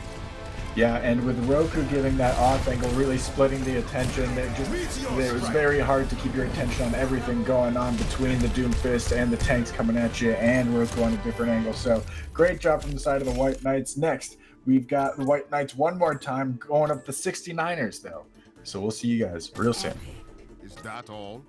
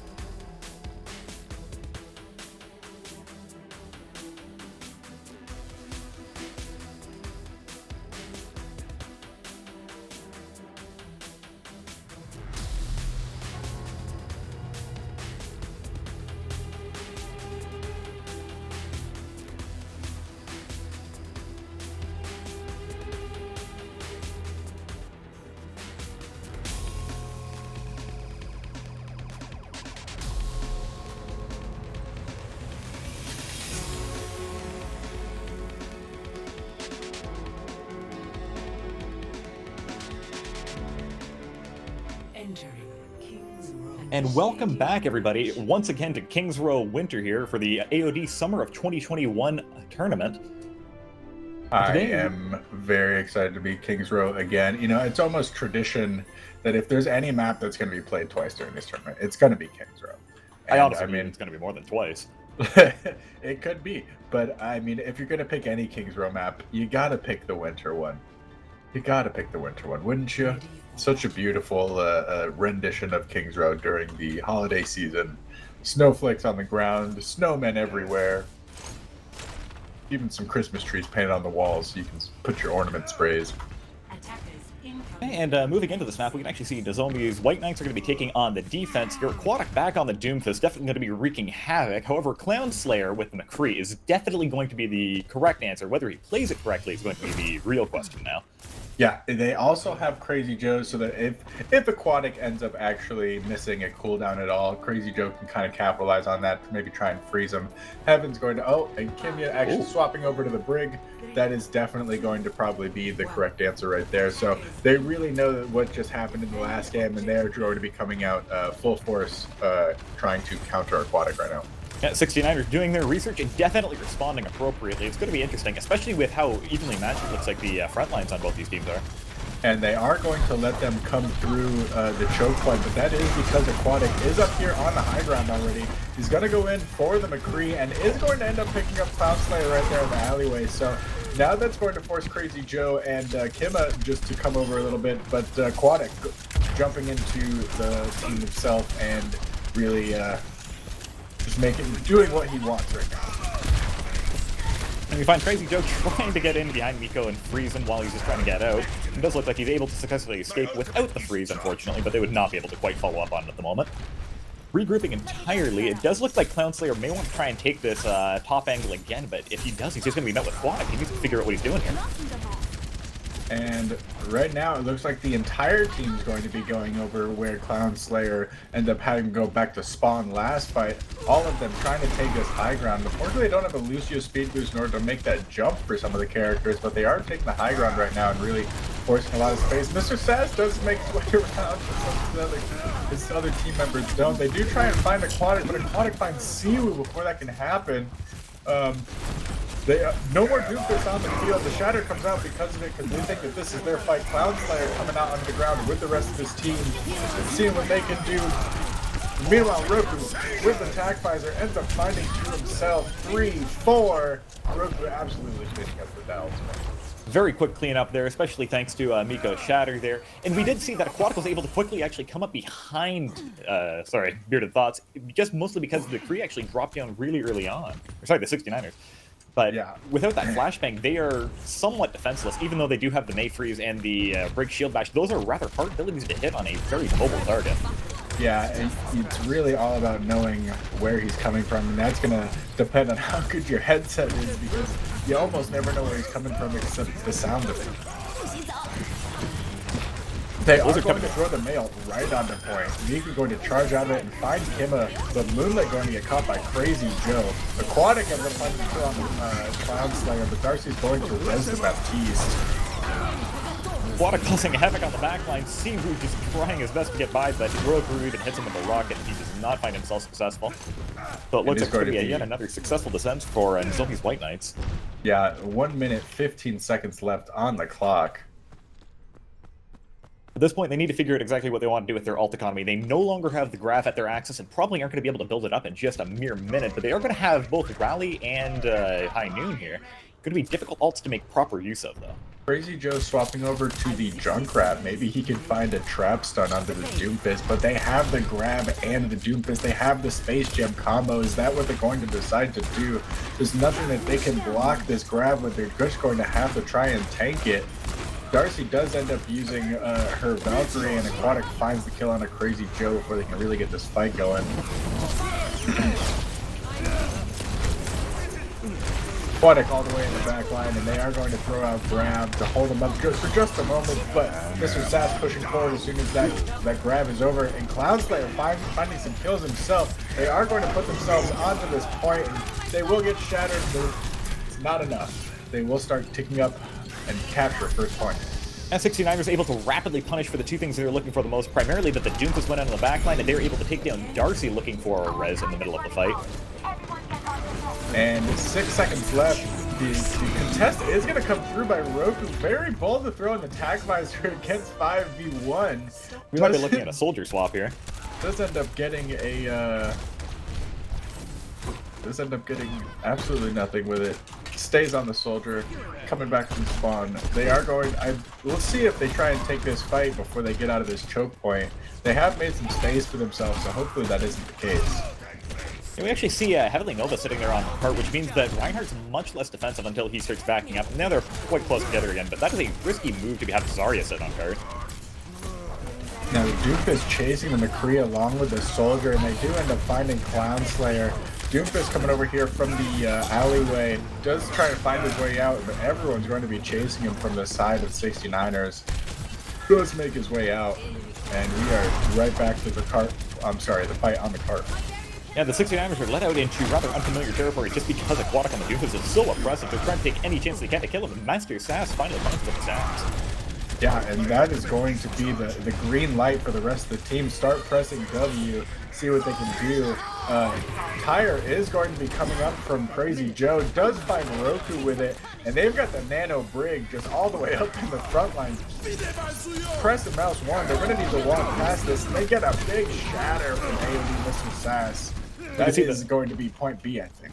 We definitely saw Clown Slayer there on the hunt for his mother, Darcy, trying to get her and flash her out of any res that he was looking for potentially on Roko as he was going up on top, but not able to find it as he was taken out by Crazy Joe's Riptire. Crazy Joe does find that Riptire kill, and excuse me, the 69ers do end up finding point B. We're coming into the last point right now. 2 minutes, 15 seconds left on the clock. Not impossible, but not the easiest thing to do. There's plenty of corners for the defense to hold right here on point C, and it is quite a task. We're going to see what can happen. Here Doomfist coming into the backline already, and he's going to use his ultimate. See what he can do with that. Does end up finding Crazy Joe and Clown Slayer as soon as he comes out of it. Finds his way back to his team, and that's going to be a reset. You know, White Knights are at a bit of an ult advantage at the moment, and as long as they are smart about that, especially using something like a single DPS ult to wrap up a fight quickly and decisively by getting 2 immediate picks off of it, they're going to be able to hold this point as long as this pertains. However, the 69ers are aware that as long as they just slowly bait out those ultimates and that they're able to charge theirs up slightly quicker than the defending team, they should be able to actually make a push. Yeah, here comes the 69ers trying to make another push right here. They've got the Reinhardt purple, but he ended up getting back with his team in time. The lamp does come out pretty early, and Aquatic trying to find his way in. Doesn't find a single, doesn't find a pick. Doesn't make him back in his team. Nico Purple does end up getting saved by his team, and they're still just kind of fighting right here on the card. Clown Slayer using the ultimate to try and get some space made for his team. Aquatic in the backline again, coming out of the horseshoe room, trying to find something, doesn't. They're going to throw Grab into this fight, and that is going to be one more cleanup. 50 seconds left on the clock. They're going to need to regroup, try and get this last fight going. 69ers getting very antsy with their ultimates, and they are unable to quite follow up on any of them just because their team is not quite in the perfect positions, even though the individual players are seeing very opportune moments to go for it. And then the Heavenly Nova was trying to take the place of the front line because Sass was getting pressed way too hard on his shield really in that fight, even though it's mostly just Roko and Moonlit that are going to shoot his shield now. Yeah, even with Roku, they've got the Baptiste and a high charge Zarya most of the time. It can go pretty quickly with all those factors coming in, but here is going to be one of the last fights. They're pushing in pretty early. The window's going to come out, but it's going to be a 4-man shadow from Sass with a nano fire strike. It's 2, finds 3, and the Tire's going to clean that up. They're going to be pushing around this point. There's going to be one more fight. Let's see if they can find this Mercy. The Mercy's going for the res, but Clown Slayer's going to find the kill. And here comes one of the last fights in the game. They're going to swap over to D.Va. Just a nasty amount of ults coming out from the 69ers, and they still have both of key ults. They have their Graviton and they have their Brigitte rally, so they should be able to keep alive and hopefully get this Graviton out. Whatever they do, they don't have much DPS to put in the Grav, though. Doofus does come from the back and finds both the McCree and the Ana, but not before Sass is going to find 2 of his own. Aquatic ends up finding that Brigable ultimate, and Roku cleaned up himself. That is going to be a hold, but they made it all the way to the end to point 3. It's basically trying to get through the entire map at this point. Though the 69ers had some rather good ult economy, especially trying to reserve a few ultimates to clean up the last fight, they did not plan for Aquatic to come in and sweep the backline in such a devastating low. Initiating match. Yeah, they were doing really well with that, with the staggers coming out through point B and the beginning of point C. And unfortunately, once the team fight started for one of those last fights, Aquatic was able to sneak around one more time and find some picks for himself. So we'll see what happens. We're going to go again. We're swapping sides. What are you looking for from both of these teams? Definitely the key of the game going to be trying to shut down Aquatic's Doomfist, especially on the offense here. He's going to get a lot more chances to kind of just throw himself in there, try and get an individual pick, allowing his team to push in, and then he respawns to get into the brawl and get another fight and make that a decisive victory for them. Yeah, that's exactly right, and it really doesn't take him long to get back from spawn either. Attackers incoming. Yeah, Clownslayer and Crazy Joe are adopting the McCree May that we are getting pretty familiar with throughout this tournament, and it is a very solid idea to try and deal with Aquatic. Now, he's actually swapped over to Ash. It looks like he might be just trying to get some early picks, if they're maybe just peeking him. Yeah, and Roku actually over here on the Widow right now, he may just be peeking it in the window on purpose just to try and get them to think that there's a Widow on the field and swap last second. We'll see what happens. He is going to be sticking with the Widow for now. Both DPS looking through the high window right there. Nothing coming out of it quite yet, though. Both teams approaching each other at this first choke point. Yeah, we actually see Aquatic is going to continue with the Ash, and if he is able to secure some headshots, Darcy pocketing him will be absolutely ruthless as well, taking down much of their team, as they're all, well, most of them are 200 HP heroes, especially Siwu is very stationary. Clownslayer going to be hiding underneath the window that they jump out of. Flashbang and right-click Aquatic, but unfortunately it's going to get rezzed by Darcy. He does it again! Finds him right underneath the hotel as he drops down, and Clownslayer is still on quite a mission of his own right now. Miko able to make it across the gap to try and fight Clownslayer, and he is going to come underneath and see if he can do it again. He is going to make it back with his team bubbles used on him, and here comes the fight on point. Moonlit putting out his immortality out in the open, distracts the enemy team long enough that Miko can get a charge on this Sass. Miko does get purple, but is able to make it back with his team, and Aquatic just goes straight back to that tried and true Doomfist for him, and it looks like they are going to be able to take this first point off the Reinhardt play, it looks like. Siwu does his best to try and hold out for the last moments, but he's able to get killed before he can even touch the point. Now, looking at the ult economy, we are actually seeing a bit of an awkward position where they're mostly all around half, even with some of the support ultimates. Support ultimates are not going to be the deciding factor here. It's going to be the tank ultimates. And with Miku being up on Shatter, if he gets this before Sass can get another Fire Strike in, they might be able to wrap this up.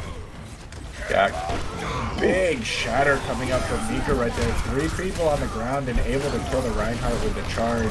I don't think they're going to be able to get anything else with it, but that's definitely enough to keep all the space that they're trying to take right now. It looks like they may be able to take out Heavenly as well. Very close, but her teammate helps her out, and she's able to make it back. Yeah, Miko holding his ground, trying not to get too aggressive on Heavenly, but he does find himself falling to Clownslayer in addition to her. Yeah, Clownslayer up there on the high ground, kind of behind enemy lines. He does have High Noon. I think he's kind of waiting for the opportunity to get this flank High Noon, but Doomfist up there with him does end up getting taken down by Clownslayer. Aquatic with the win on that one. Excuse me, Clownslayer with the win on that one. Aquatic on the Doomfist is very much used to taking his high ground opportunities, but he is definitely not seeing very McCree positions on here.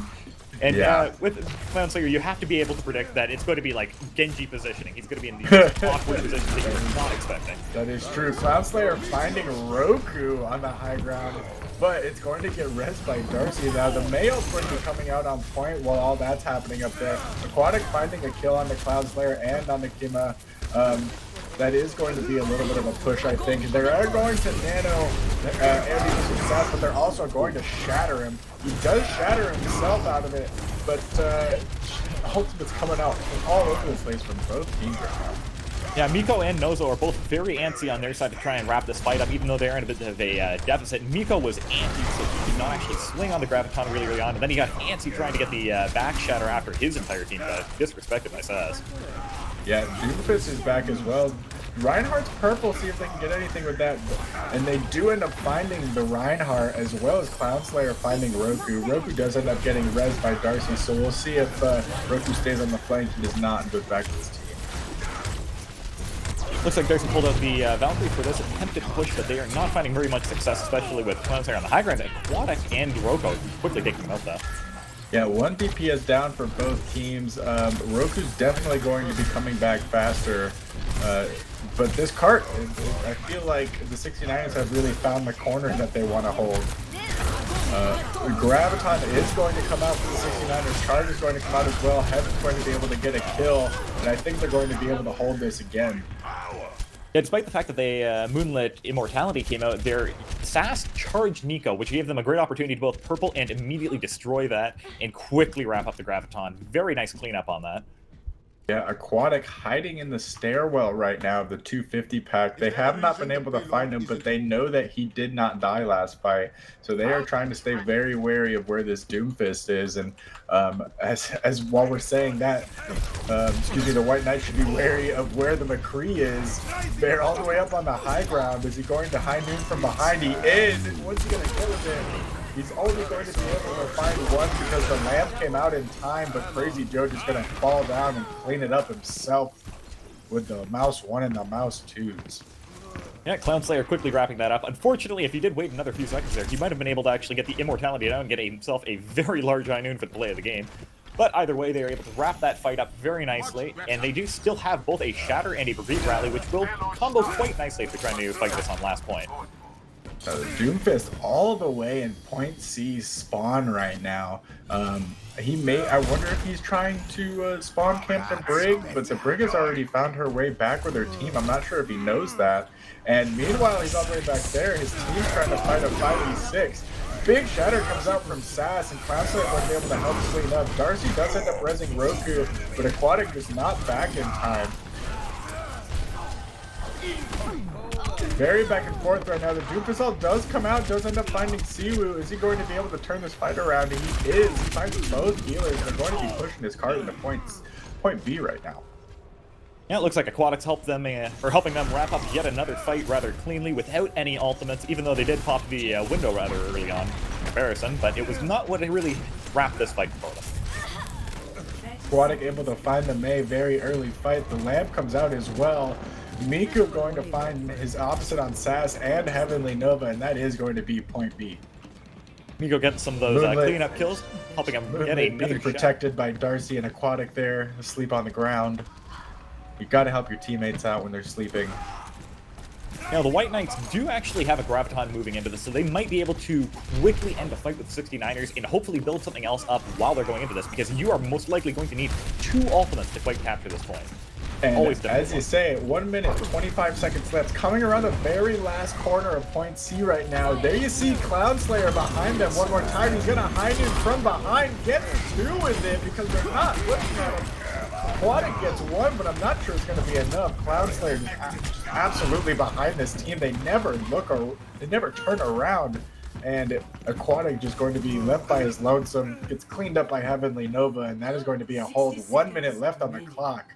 Yeah, White Knights getting a little taste of their own medicine with a very unexpected flank McCree. Flankers are very difficult to deal with unless you know exactly what you're walking into, and they have not quite made changes that they need to potentially to try and protect their supports in the back.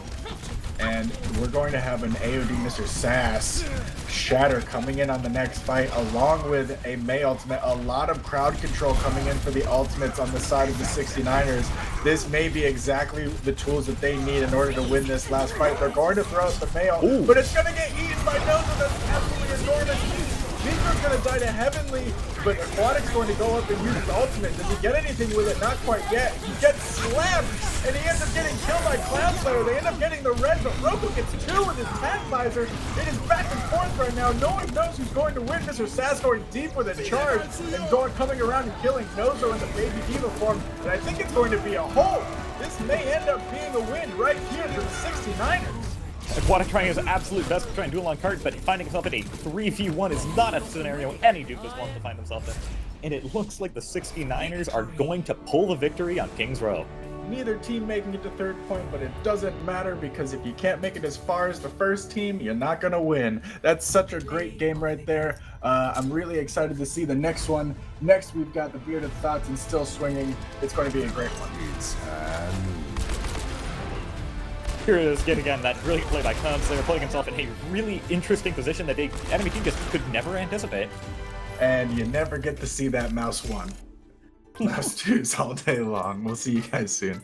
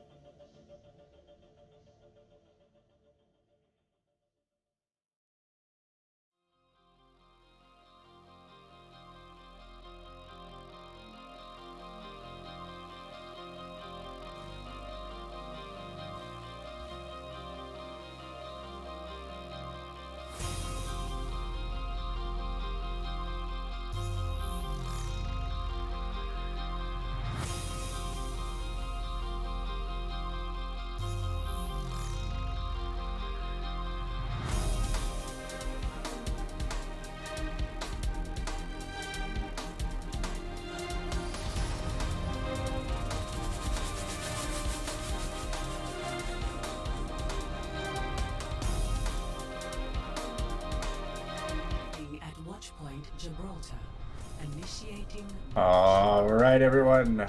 Clan AOD Summer 2021 Tournament. We're back at it. We've got Still Swinging. We've got Bearded Thots. We've got Watchpoint Gibraltar.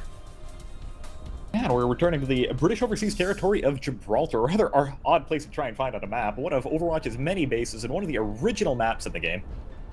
A very iconic one. It is one of the original maps. It is also a very high ground heavy map, which usually calls for maybe a Winston, usually a D.Va, maybe some Genji, a Hanzo, some Widow. A lot of people, a lot of high ground contention for a lot of the points on this map. Really, the only one that you're not looking at is point C. So I'd love to see what these teams are going to pick. We've seen a lot of Ryan Zarya, but this is going to be the map that you see maybe a little bit of stray from the path. Now we actually see Still Swinging, no longer swinging, and bringing out the Winston as their main tank. Let's see how this works out for McTeags. Oh yeah, and Cinco going over to the D.Va to try and support it. Still Zapping is what we're going to change their name to now that we've got the Winston on the field. We've also got Milk over here on the Reinhardt and D.Va, so they've only really got the D.Va and the Reaver for some high ground contention. Jordan can probably find his way up there, but not too often. Yeah, they're going to have a little bit of difficulty trying to deal with the high ground, especially with how close range both of their DPS are. And Jordan probably doesn't want to put himself in a position where he's trying to fight the enemy team on the high ground by himself. McTeags, unfortunately, falling very early. Herdelicious finding two early picks. Minak's going to end up getting res, so still a 5v6, and now a 5v5 with your death going down. See what we're going to do with that. Minak's kind of wrapping around the back, making his way back with his team before he can get found. And Axis is going to fall. That may be very big for this next fight. Axe finds himself in a rather comfy position, but not so comfy as soon as Barda rushes him with the defense matrix up and micro missiles blasting away. Big nade coming out from Cloudy right there to find Dean, but Milk is going to find Minac at the same time. Still a pretty even fight on the payload. Milk and McTeague just swinging at each other right now, and Bardad and SyncViews just mouse running away. He's still fighting for the point right now, and they're kind of waiting for their DPS to see if we can get anything done. Milk's going to throw out the Earth Shatter and not able to actually find anything. Big shield in his way from McTeague. McTeague is going to get nanoed, but he's going to get charged by Milk. So far away from the fight, he can't do anything about it. SyncView's going to find a bomb with the D.Va bomb, and Jordan's going to throw out a tire and find two. Bob finding a kill himself, and they get a res on the McTeague. This fight is all over the place, but the payload's getting pushed forward. Yeah, SyncViews and Axis trying their best to actually contest the point. Harry White trying to come in to support those two, but it looks like it's now turning into a 4v3. Trance coming out from Moot, and they're able to wrap that fight right up. Yeah, that was a little scary right there for the side of the Bearded Thots, but they end up pulling out the win right there at the end. 4 minutes, 35 seconds left on the clock. That is plenty of time to try and find your way through point B.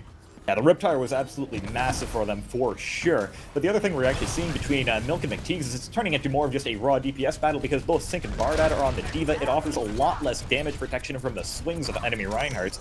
So when the enemy team can actually, or either team can get support from their DPS, especially like the Ash Dynamite or an Anti-Nade, it is lethal to Reinhardt. Yeah, Moot gonna find the headshot on the Cloudy, and Yordeth gonna find a kill on the Minax.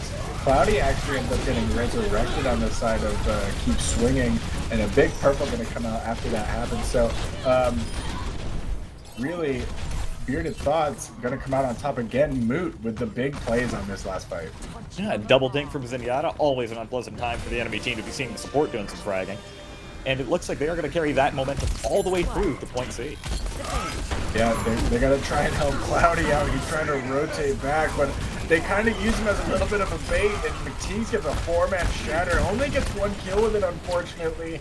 Not a lot of follow-up from his team, and they're going to try and hold this second corner here on point C. This corner right here that you can see the D.Va trying to hold is really the best place for your team to try and hold point C. Now we find McTeague's shatter not quite offering the value to a team that he wishes for. Even though it is a 4-man shatter, not enough people were able to get onto the enemies and do damage to them to actually call it a properly successful ultimate.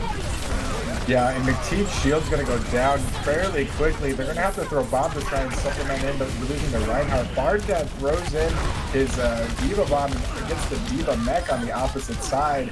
Really, Bearded Thots. Bardad's Bearded Thots. What a mouthful. really trying to push their way into point 3 right here, right now. You got 4 minutes, 10 seconds left on the clock, and they're going to continue to push this thing forward, but still swinging, still coming out, still staggering, still trying to stop this payload from doing anything important. SyncViews able to find one that really could be all they need to try to start turning this around, but D throwing in his ultimate on the Reaper, and McTeags getting shattered by Milk. Is he going to take him off the map? He's not, but he will get the kill with the charge.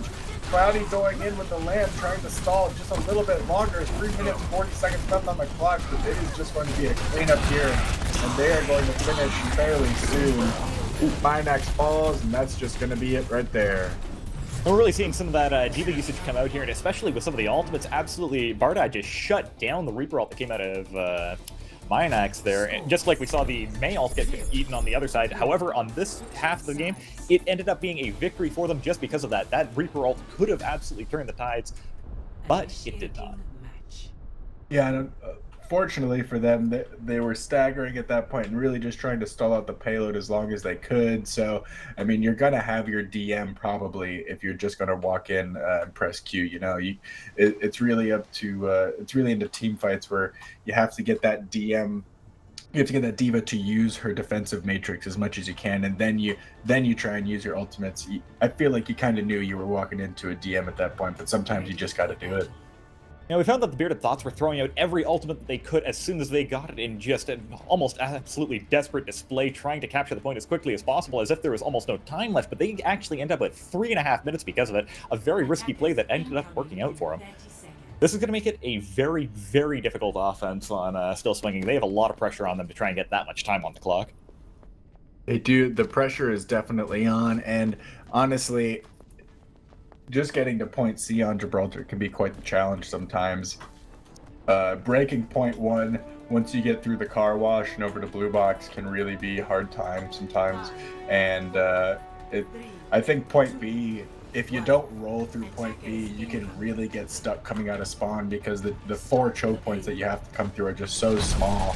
We're going to see what happens right here. We're going to be looking at another McTeags Monkey and a SyncViews D.Va with a Milk Reinhardt and a Bardad D.Va as well. So Minax is going to be the first to fall, and that is going to be a slight, it's going to be a big wait for the side of Still Swinging. So He's in a very dangerous hallway against your nade Junkrat bombs, finding himself losing the mech very early on, and the fight is seemingly pronounced in the favor of the Bearded Thots. Minax is the first one to go down in the game, but comes back finding 2 with the Mercy Pocket. Does end up falling to your death right there, but that is quite a bit of damage on only 4 players left on the side of Bearded Thots. So if they can push this may be getting all the way to blue box and being able to get another team fight going. We'll see what happens. McTeags trying to get himself on the high ground. He actually ends up distracting both Bardad and Moog here for a moment. If he's able to get out of here successfully, unfortunately he is not. He could have actually caused some havoc on the backline there. Actisol able to find a pick himself, but not before your death ends up finding him. And that is going to be possibly another hold. They are going to throw the Minax wall into it, but unfortunately you can't stop a hammer with a shield. And Milk is going to find that kill, so a little bit of unfortunate ult usage from the Symmetra coming there, and it's going to be another defensive hold. Now, Still Swinging's getting really desperate. They really want to win this fight. This will put them on the board at the moment. They're the only team that has not yet. And it looks like McTeags actually going to try and take the high ground yet again. Moog popping trance. Just to stay alive. He thinks him staying alive and being able to do damage is that important. Walks all the way up to his Reinhardt, and Milk just shatters a few people and gets a few kills himself. He goes, let's just restart this team fight. I don't care if the monkey's chasing him. Yeah, Swing the Hammer actually has quite the amount of ultimates coming up here, but at the same time, we really don't see that much of a deficit on the Bearded Thought side. And Harry White valking right out of spawn, going straight for her. Gonna get intercepted by Bardad on the D.Va, and gonna have to heal the rest of his team up for the rest of that valk. Milk ended up falling there. I'm not quite sure what happened. Milk, go ahead. He tried to charge McTeags off the map, unaware that apparently Monkey still has his cooldown, was able to get him right back up. Quite the play. Watchpoint to play. Meanwhile, Yordeath with a 3K on the tire, and just as soon as they started to get some momentum going, Yordeath just finds a 3K. So that is going to be another defensive hold here, all on the back of Yordeath right there. Yeah, now McTeags does have his Primal White SyncViews ready with the mech. These are much more difficult than Zarya Grav and a Rhine Shatter to use, so they need to be very strategic with their placement, especially with the Nano helping follow up on that. Yeah, and we've got Bardev very deep in the backline. I'm not sure he makes it out. He does not. McTeags ends up finding Milk with the Primal off the map. That's twice Milk has gone off the map because of the Winston. And they're going to be able to start pushing this payload through Car Wash and hopefully get a little bit more distance out of it. 40 seconds left on the clock. They need to try and get some picks before the rest of the team comes back. Yeah, they finally found themselves in a position where they are pushing the cart, but the enemy team ready with a defensive trance is going to be very difficult to deal with. McTeags going in deep and ends up getting nano rolls happening. They're going to throw in the Diva Bomb, and it is going to find 2 on Axis and McTeags beaten with the ultimate as well. And with 19 seconds left on the clock, that might have been last fight. SyncViews might just be able to get back to cart with his self-destruct, but that's going to be the only chance that they have of even wrapping this up. But Milk with his shield at full HP and no DPSs to really get that down right now, it is unlikely he will find the picks he's looking for. Everyone trying to go to the fastest characters they can to touch point. Unfortunately, Axis Soul gets found by the Torbjorn and ends up falling. That is going to be a win for Bearded Thots right here on Watchpoint Gibraltar. Another varied fight here, and I'm glad to see that we actually got to see some more tanks coming out here. Even though the Winston did not end up working, the Diva proves to be quite the change-up as they brought her into the fight, taking down a lot of ultimates, especially with the last match I we saw as well.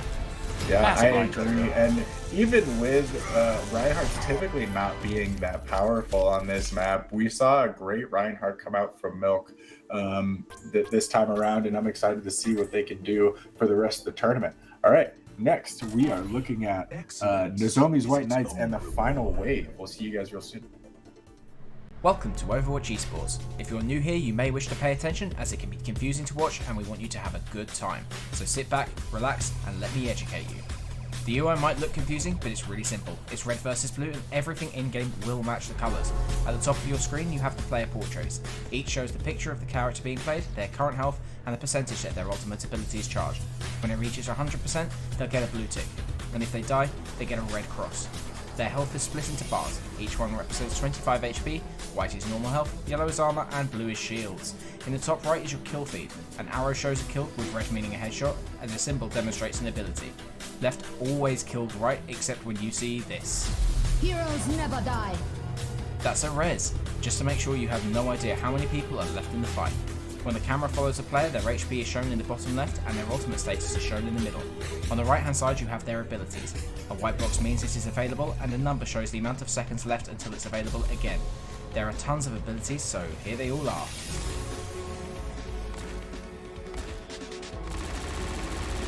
Yeah, I'm not explaining one of them. We're not savages in Overwatch, so we all play with unlimited ammo, with weapon stats being shown here. I hope you got all of that, but in case you went for a pee break in the middle, feel free to ask anything in chat and the production team will do their best to answer your questions. Enjoy the tournament and happy gaming!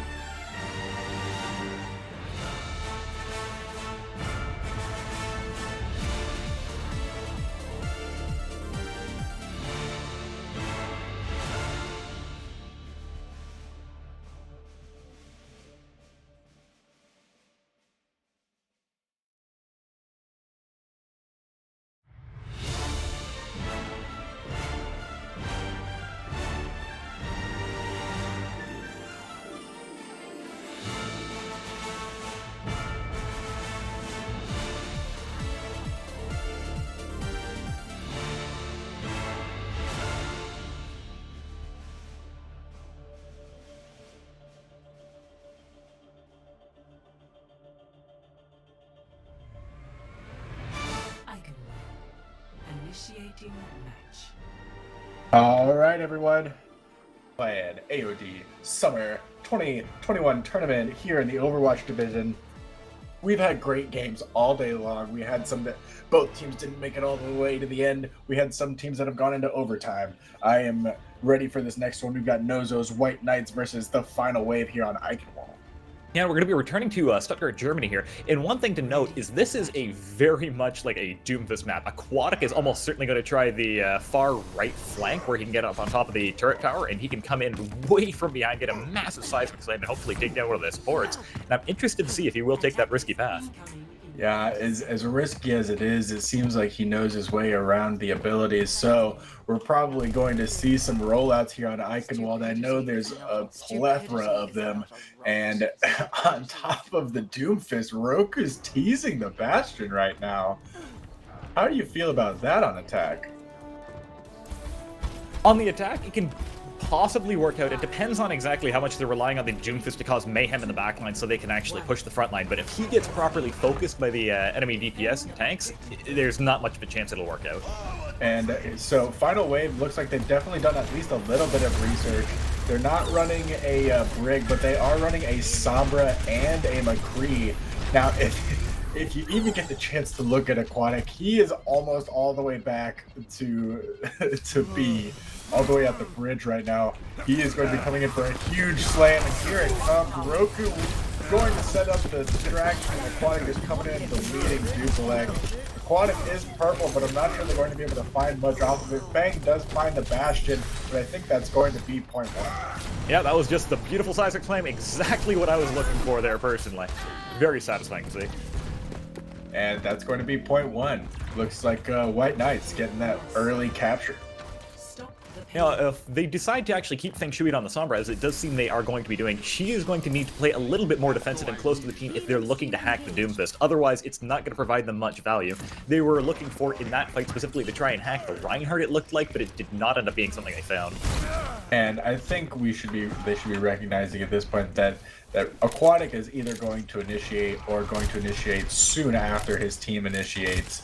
And so with that, they're going to need to know that the hack is, they're going to need to keep that hack on the Doomfist. And that's exactly what they just did. They're going to delete the Doomfist, and I think that's going to be the go button. T-Rex dropping down onto the back line. Meanwhile, Miko coming to meet him, and it's just two Reinhardts swinging around. Fang is going to get the first kill onto Roku. Miko's still swinging on T-Rex right now. Before he was purple, T-Rex keeps the shield up to the shatter block. Doesn't get anything with his charge, and Aquatic ends up finding Duplex again. T-Rex is nanoed and trying to find a few kills himself. Does find the Reinhardt and the Mercy and the Ana. Actually, T-Rex finding 4 kills. Huge play from T-Rex right there. Aquatic not being able to do quite enough. He is still trying to do damage, but gets hacked by Feng Shui, but not before he finds the Ana. Is that enough for his team to regroup and try and push this quickly? It's going to be an ugly kill for Final Wave to actually be finding there. They really don't want to be missing their Ana, especially how Tsunami actually found a great nano even after Miko dedicated his shatter, did not quite get it, but got the charge in on T-Rex. The nano saved his life and helped them clean that fight up. Yeah, it looks like we're going to be squaring up again. I hear a high noon coming out. It's going to be from Duplex. The Sombra is going to come out as well. Duplex only going to find the Ana. Meteor Strike's coming out, and Aquatic is going in for the McCree, but Duplex going to find the 1v1 win against Aquatic. Roku going to be able to find 2 himself, though. That's going to be able to help the White Knights try and push this card off a little bit more. I think they're going to be able to find Duplex as well. Now, we see some great coordination actually there between Duplex and Feng Shui, where they tried to combo the EMP and High Noon. They did find 1 kill. Unfortunately, the Reinhardt was able to get behind the corner. They were not quite anticipating. Roku visoring into their spawn. Roku visoring into a very small choke point, doing a great job of that. Aquatic all the way actually on a McCree now. No more Doomfist. But I feel like he's in a position that a Doomfist would be in. He's waiting for the fight to start coming back. T-Rex able to find the kill out of the Mercy before the dives soon thereafter. He also finds the Ana with a boot, but I don't think it's going to be enough. White Knights are going to use the Graviton and get to the point B. Now, Tsunami did actually end up hitting a sleep on Miko there, but unfortunately got woken up by somebody else. We're not quite sure. And even if they did not get that, the Nozo Graviton was almost certainly going to clean that fight up for them. So another 1 point for them. Yeah, and So far, so good on this attack. 4 minutes on the clock right now for the White Knights, coming into what might be the last corner of point C. Feng Shui is purpled into the backline, but T-Rex coming in with a nano, seeing what he can do. Blue Jay finds one, and Tsunami does as well. It looks like there's going to be a really good defensive hold right here. T-Rex moving right up, allowing his DPS Duplex to actually get some picks with the McCree. And now Aquatic being on the McCree as well is going to be a little bit different from anything else we've seen. We saw him on the Ashe on first point of King's Row, obviously. Did not prove very good at the Clown Slayer's McCree, but he might have a lot more room to breathe now. Yeah, I mean, especially, Ashe isn't the right pick here, so McCree is definitely the one to go to if you're gonna go to another hit scan. These corridors are the perfect medium range for McCree's fall-off damage, but Duplex is going to come out with a high noon, and T-Rex is going to come into a shadow with Miku. Not before Miku charges back and gets stunned out of it. Still, back where we started, kind of a stalemate right here on the cart. They're going to throw out the grab, and it's a 5-man grab. The shadow is going to come out with Duplex, going to get a 3K because of that grab. Everyone else grouped up right there. It's going to be a great defensive hold. They're just going to get this cleanup right here. Yeah, we're seeing yet another Shatter trying to defend a Graviton on their team, but not quite successful as they couldn't actually push out into it or actually have the DPS inside of it to finish off the people that were shattered. Moving into this next fight, we see that Roku actually has his visor up and ready, but not much else that could combo with it. Maybe the Nano will come in later in the fight, depending on how long this takes, but it might be difficult to find kills through T-Rex's shield. I agree. This next defense is going to be all about Feng Shui's blade. They have the nano up, but maybe they nano the Genji early and he gets a dash and can maybe get that ultimate up. Let's see what they do right here. Roku may just visor it right away. A high noon's going to come out from Duplex. Doesn't get anything but space. Miku goes in while he's purple, but T-Rex is absolutely nanoed. Roku actually ends up using that visor, gets one, but T-Rex finding two on his own. Ends up making it back with his team as well. That's going to be a great hold. They still have Blade out. And we do find the exact problem as predicted. Roku not quite able to find enough damage to work through the shield, and they don't see like Aquatic being able to shatter the shield all by himself with just McCree. That is 1600 HP. That's a lot for any individual DPS to get through. And unfortunately, you don't get gold damage off that anymore. Not anymore, no. Right now, we're looking at this blade from Feng Shui. I did not mean to rhyme there, but that's what we're going to be doing for the next 15 seconds. This Shuade blade is what I'm looking at. Now, we've got Aquatic coming over here on the high ground. Not quite at high noon, as he's only at 33%, but both Reinhardt's starting to square up right here. Aquatic's playing right inside of his team. I think that he knows that Feng Shui has the blade here ready, and he wants to flash. As soon as it comes in, Feng Shui is going in with the blade. He gets purpled immediately, and the Moira ult's going to come out to try and save him, but he dies to Roku, who's now under the Reaper. Aquatic out here with the McCree, finds the kill onto the Reinhardt. It is going to be a push here for White Knights. 1 minute left on the clock. pushing up for a cleanup on Blue Jay, and they aren't able to find her. Quite unfortunate. And are they going to be able to regroup and try and contest this? Maybe using the wall early, she's not going to have that to try and lay the point. T-Rex has to step in, but gets slapped. That's very quite early victory unfortunate. for the Knights. It's still pretty large that they got to stall them under 1 minute. Getting it under 1 minute time make is absolutely enormous, because if you can get it over 1 minute, you'll get an additional minute to your time over the enemy team, and you'll be able to defend first and really put the pressure on that team. So if they can get 2.3 with over a minute left on the clock, we could be seeing some fireworks. Yeah, final wave. It does not matter now if they can't even get to the final point without any time on the clock. They are automatically going to get some amount of time, even if the enemy team has 50 seconds more than them. That is a huge opportunity to potentially push that. And we're actually going to see Aquatic probably setting up in a similar position as Doomfist here on the defense. Feng Shui is going on the Mei, and Duplex going at the Symmetra. It looks like they're trying out some sort of teleporter strat on their offense. It depends on where they try teleporting. It might confuse Aquatic into the point where he can't actually find the kills early enough. Yeah, and I think that's going to be absolutely essential to what they're trying to do here on defense, especially with this Doomfist. It's going to be so big for the White Knights if they win this. They've got 1 point on the board. If they want to try and stay in this tournament, they're going to need to win this game. Meanwhile, Final Wave, just to have a chance, they've got no points on the board. They need to win this game right now. Yeah, the entire back of the tournament rides on this because they need to even things up, otherwise things are going to start going more and more in a snowball favor for the White Knights. And they teleport onto the top of the building and straight onto the point. That worked fantastically. Nozo goes straight into the back line to see what they can do, and Aquatics kind of caught off guard. Goes into the building on the left side. Meanwhile, Duplex finds a kill on the Moonlit. Miko ends up falling to Feng Shui. T-Rex kills Rokaru. That's going to be first point right here for the final wave. What a fantastic strategy. It looks like Darcy's going to be providing them with a little extra ult charge in the form of Miko, going to be taking a little longer to respawn, but that matters not, as they have already secured themselves point A in such a record-breaking amount of time.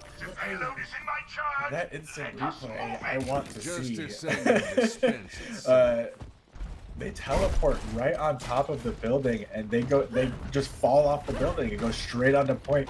I haven't seen that, honestly, in how long I've played this game. I don't know if I've seen that. And we didn't even find that Aquatic wasn't actually quite able to find a pick during that fight just because of their really odd positioning, and he also gets taken down by the Sombra yet again with Feng Shui ready to shut him down. All right, now we've got Miku and Nozo, the whole team holding up on the high ground right now for the side of the White Knights. Meanwhile, final wave going all the way up the stairs. They want to take this fight. They don't want the point. They want to kill whoever's on the high ground. That's a great strategy, and it looks like it's going to pay off a little bit where they find Miko. Now they're going to go back to the point and beat up whoever decided to go to point to try and stall. Meanwhile, Aquatic does find a kill, and so does Nozo. So a little bit of trading happening, and it looks like they may even get the better of them on the side of White Knights. Yeah, despite the fact that they did end up getting pushed back, that was a very interesting play by the final wave, and I do very much endorse that sort of play. It was very diverse on their part. If you have a Reinhardt and there's a way to get to the high ground, I would go to it, especially if they also have a Reinhardt. If you can push them off the high ground and take it from them, that is such an advantageous position, and you can usually get a pick while you're doing it in the meantime. Unfortunately, the prolonged fight just didn't really work out for them. No, Aquatic coming back with a few kills, yeah. Yeah, Feng Shui forcing him off with the Sombra. Now he swaps over Genji himself because Aquatic is forced onto McTeags. He knows exactly what's going to happen. He tries going back on the Doomfist. He's going to stick with it. Raining on the high ground. Yeah, and he's looking at 76% to his ultimate. Miku going to be the first one to put in his ultimate. That's going to be soon followed by Metabot. Both Shatters getting no value in this fight. We're going to see what we can do with this raw damage. Roku's going to throw his tag visor and find both healers.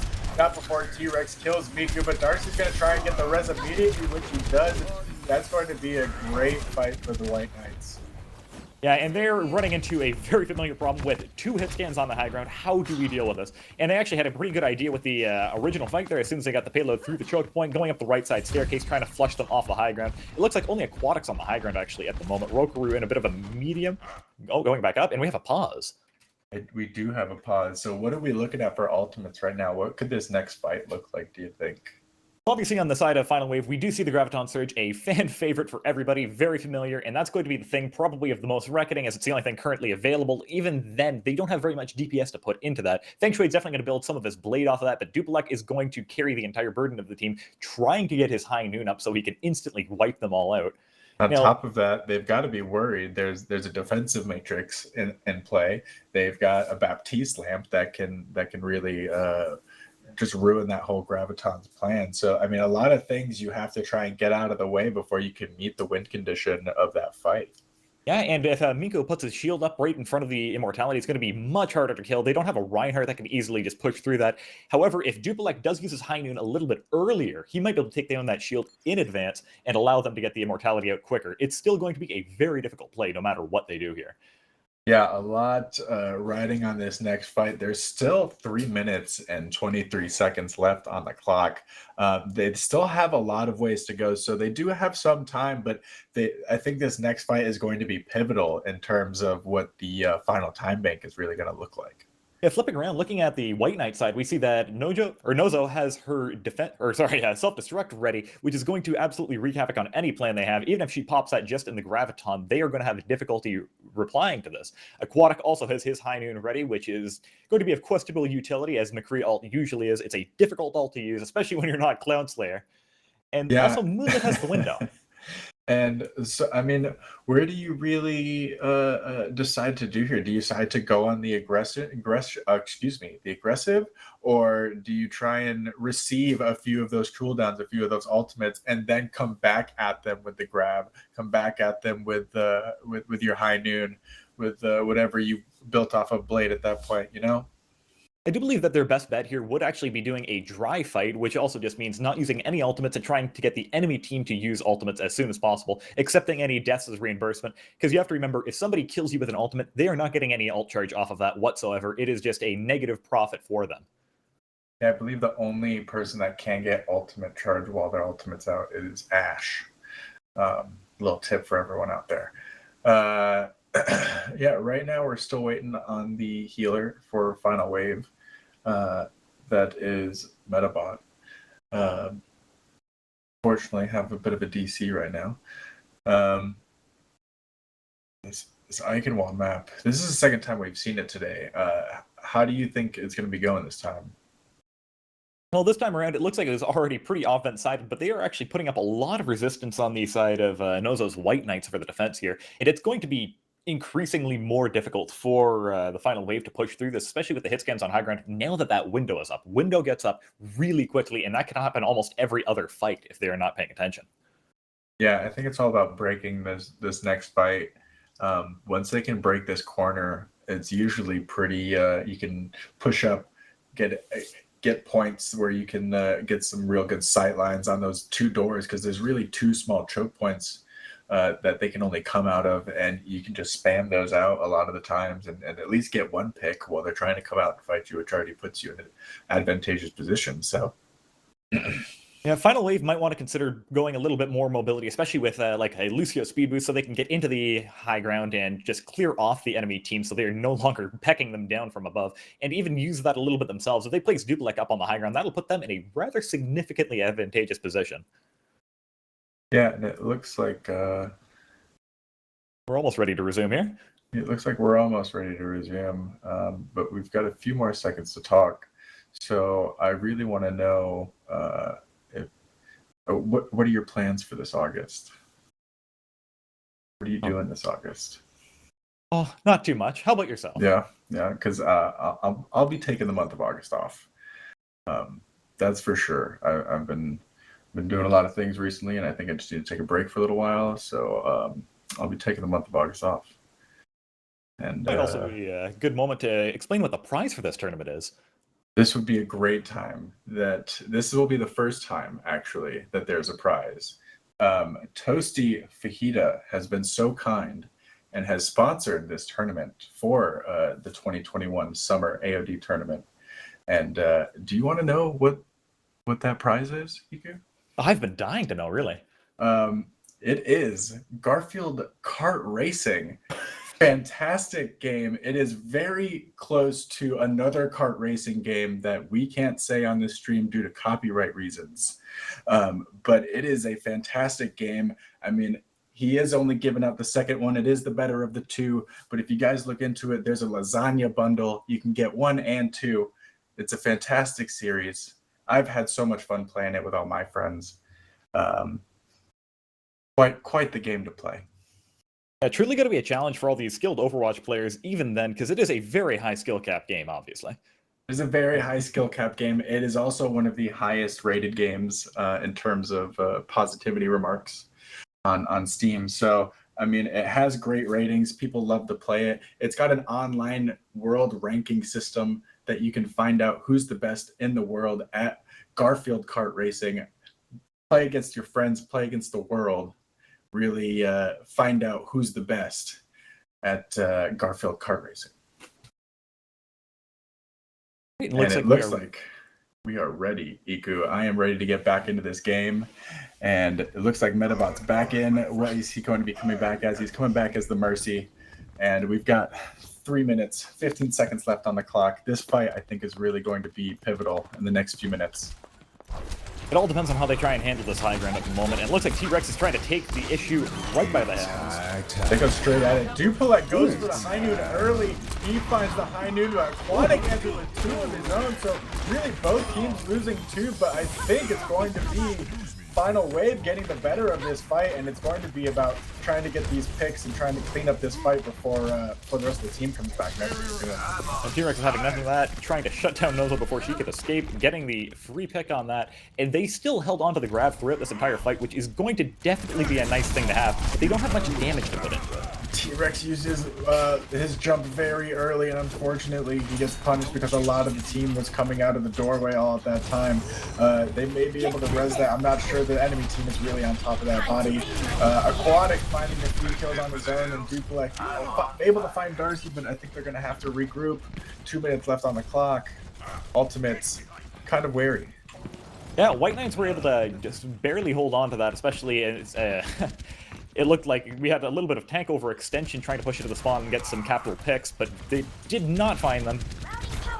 Yeah, and I mean, right now it's going to be all about this this Nozo bomb and this Blue Jay Graviton. See what value both of those ultimates get. It's going to be all about the tank ult on this next fight. Yeah, T-Rex is actually coming up on a primal, especially on bridge. This could root a lot of havoc just thanks to the knock ability. Could put somebody right off the map. Instant kill for that. It looks like he's going for it. Nozo DMs the high noon, and T-Rex is going to throw in the primal, try and get a kill. Pushes Moonlit off the point, but Nozo finds a 3K with the bomb. Aquatic going to clean up Tsunami, and that is going to be another reset here for the side of Final Wave. 1 minute, 15 seconds left on the clock. Genji is still alive. T-Rex finding himself turn into more of an alt battery than anything, which is the double-edged sword that is Winston and Primal Rage. You may at 1000 HP, that is a potential 1000 HP worth of alt charge for the enemy team, and they did get a lot of McCree High Noon off of that yet again. It is ready for this next fight, even though Duplex only at 23. Now, if this is, as long as they can rotate correctly and get there without everyone dying, this is a Graviton with a Nano Blade. They should be able to win this fight. Here comes the blade right now. The Shuade Blade's out, gets Roku with it. Here comes the grab as well. They're able to get Moonlit out of there. Aquatic comes out, is able to find Tsunami, and Miku finds Duplex. Kind of scrappy onto the fight. Miku finds another kill as well. Kind of still on the point, safe with his life still on the line, but T-Rex able to kill Roku, and he comes back to the point. And Blue Jay's able to finish off Miku right before T-Rex takes that charge. They're going to clean up Nozo as well. And just the tanks right now on the point. You've got, both healers on the left side ready to take this last fight. Aquatic's going to come out as well. The flashbang comes out. Is he able to kill Blue Jay before? No, the team comes out to help her out. And here comes the last fight. And it looks like he was coming out with a nano just because he was not actually forced into using a nano blade. In the prior fight, he just worked out the trance with it, and then the grab came in and got a massive wrap up. T-Rex really used this primal to his biggest advantage and able to take 2 off with the primal onto the side. They're going to be able to capture point B with the big T-Rex plays. Yeah, T-Rex finally finding the primal that he was looking for prior. It may have fed the original High Noon, but he finally was able to get a double pick, becoming an absolutely clutch so they can capture second point on Eichenwalde. And that is exactly why this team asked for non-Halloween map version of this. There is a fence right there. T-Rex would not have been able to get those 2 hoops. Good call by this team to be able to take that original map, get those hoops. Duplex with the High Noon early, does not get anything with it, but Fang able to get a headshot onto Roku as the Reaper for the death. Looks like they Nozo sleeping on point, but nobody's able to quite come back and clean that up. Oh, they actually can. Yeah, they're going in again, but the big purple from this side of Tsunami, I don't think I'm going to get anything with it. They res T-Rex, and he's able to find Nozo, but Miku's kind of in the backline trying to find his way back to his team. Isn't able to make it back with his life. Roku really getting pushed by the team, has to use his Wraith and try and get out, but he actually decides to push in. Is he going to use the ultimate? He doesn't have it. He's at 76. He's still able to stay alive with the help of Darcy. High Noon is going to come out from Aquatic, find one on Tsunami, and Diva Bomb comes out as well, finds T-Rex. I think this may be a defensive hold, and that may be actually this point.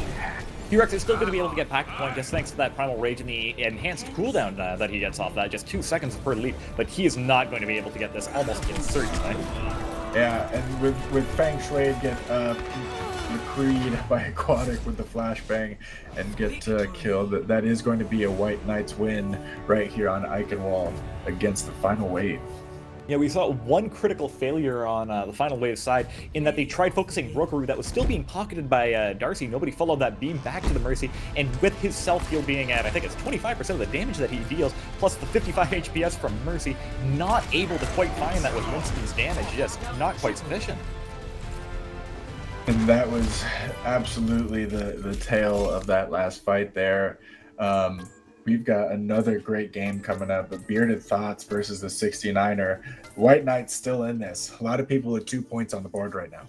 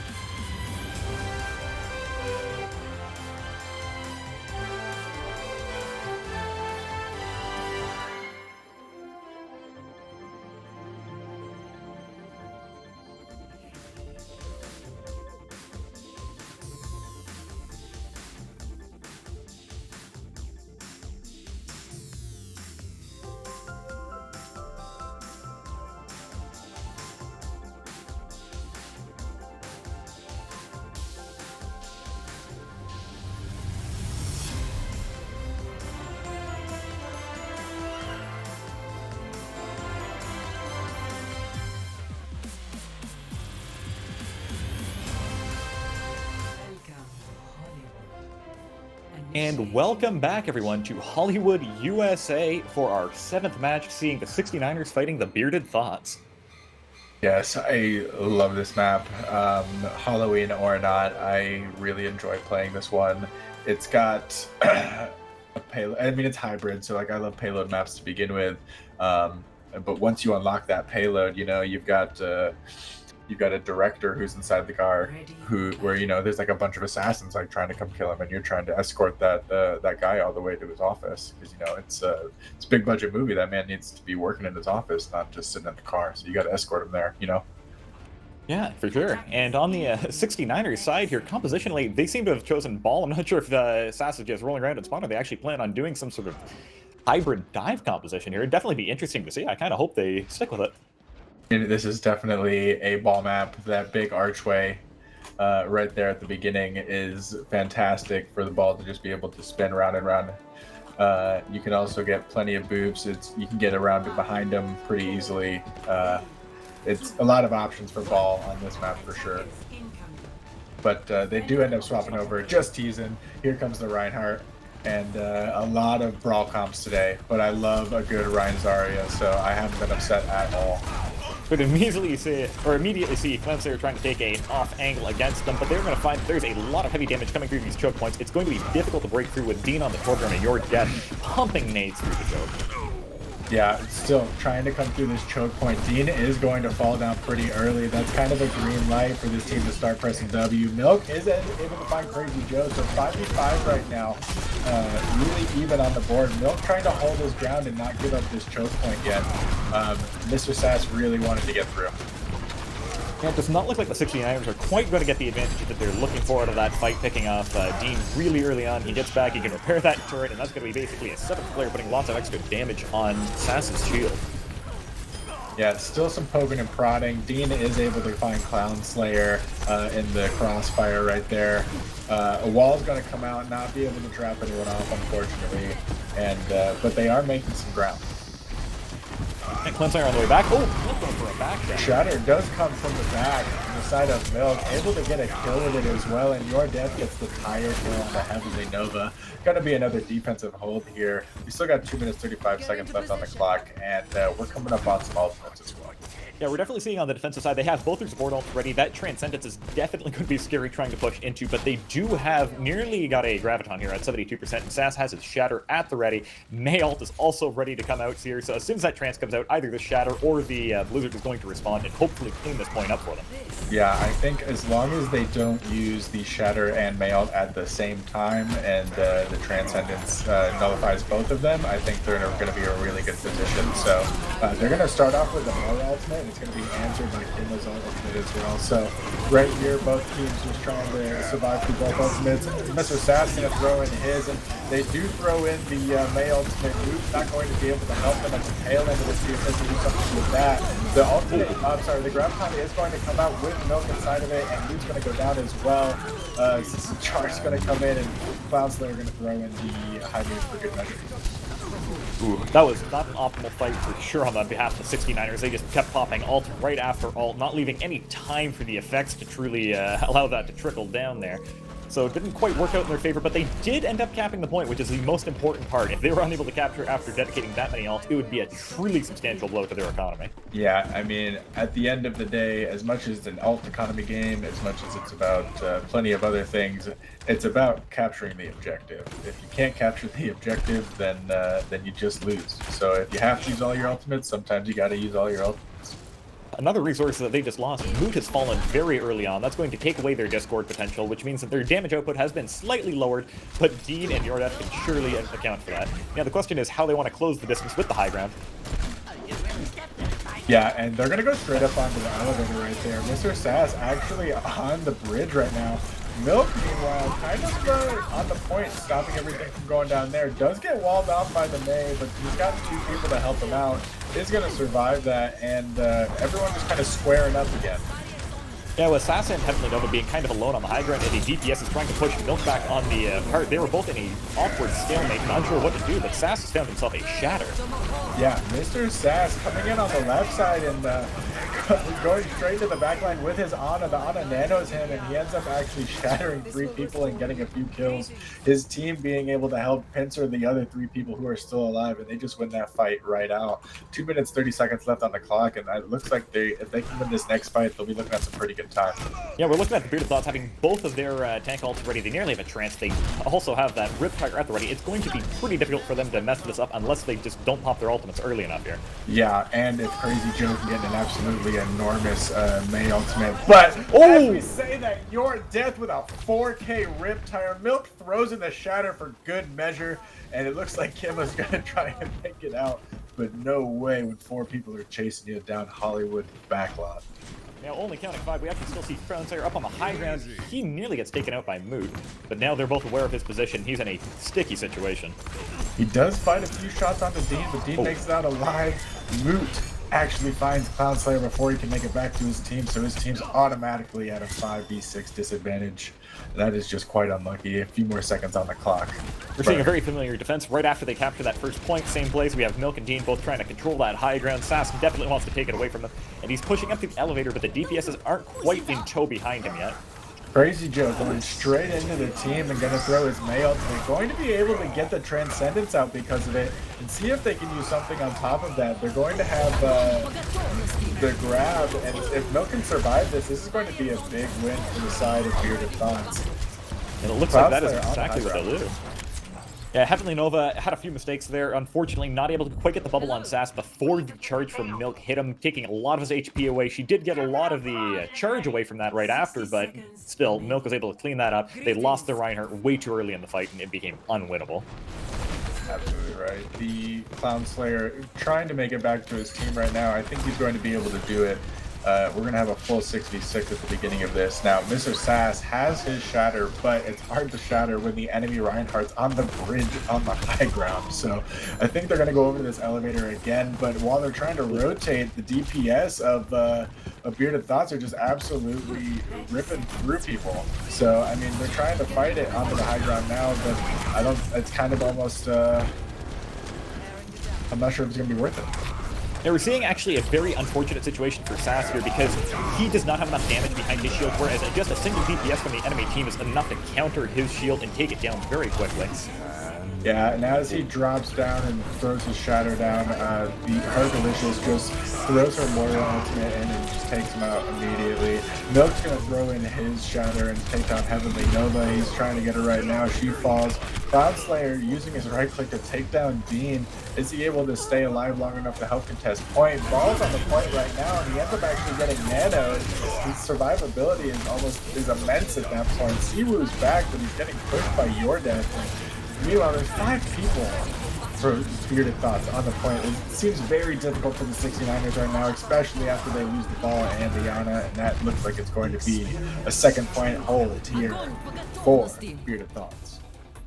Yeah, so the unfortunate part that happened really there was just the tank line on the 69ers side was solid, but unfortunately the DPS were trying to take the off angles, but because of the amount of damage that the DPS on Bearded Thots from Your Death and Dean was able to do, they could dedicate only 1 DPS to breaking Sass's shield, and it was enough to stave him off, so he was unable to put the proper pressure on the front line. The DPSs did not get the opening they were looking for, and they ended up losing the round at second point. Yeah, and so now we're going to be switching sides. I'm very excited to see what's going to happen here. What do you think everyone's going to be coming out with? I'm imagining we're going to see some more brawl comps here for sure. Another Ryan Zarya on both sides, I'm almost certain of, and we can definitely see that right away here. Yordeath going ahead and resuming with the Junkrat, even on the offense. Moot obviously wanting to continue with his Transcendences. They have shut down a lot of ults on the side of the 69ers so far. Yeah, I mean, and we've got Hergalicious still on that trademark Moira. Mood staying on the Zen. He's been doing a really good job on Zen today, getting a lot of accuracy's been pretty well. And let's see, on the other side, we've got Kima on the Brig and Siwoo on the Ana. Play with Siwoo a lot. He's a fantastic Ana. He's been doing a great job today as well.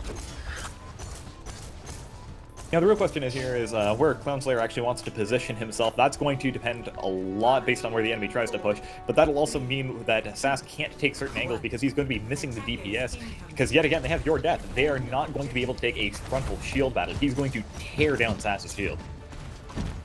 Yeah, and this next half is going to be very, very important. The 69ers have 2 points on the board, and they still have one more game left after this. But if they can get 3 points on the board, that opens the option for them to have 4 points by the end of the game if they can win all of their games. So as long as they keep that option open, that's absolutely enormous. Now, for the Bearded Thots, this is their last game, I believe. And so they really need to get 3 points on the board because they have 2.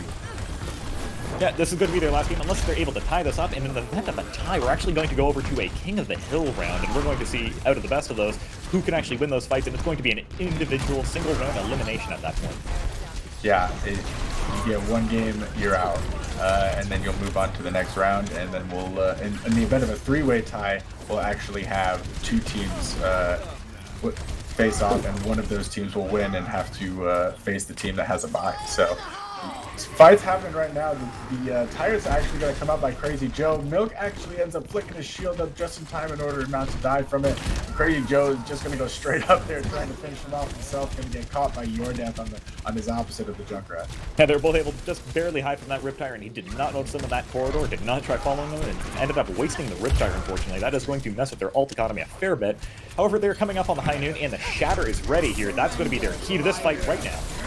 Yeah, they've been on the back foot a little bit, and a big Shatter comes out from both Mr. Sass and Milk. Trackvisor is going to be coming out from Dean right now. Is he going to get anything with it after Your Death gets a tire kill? Cloudslayer ends up finding a kill, but I don't think it's going to be enough. First point is going to be captured here by Bearded Thots. Yeah, and unfortunately they did have to use a lot of their DPS ults, but that is fine. That is what they are made for. They do now have the Transcendence, which is going to be ready to respond to the Graviton.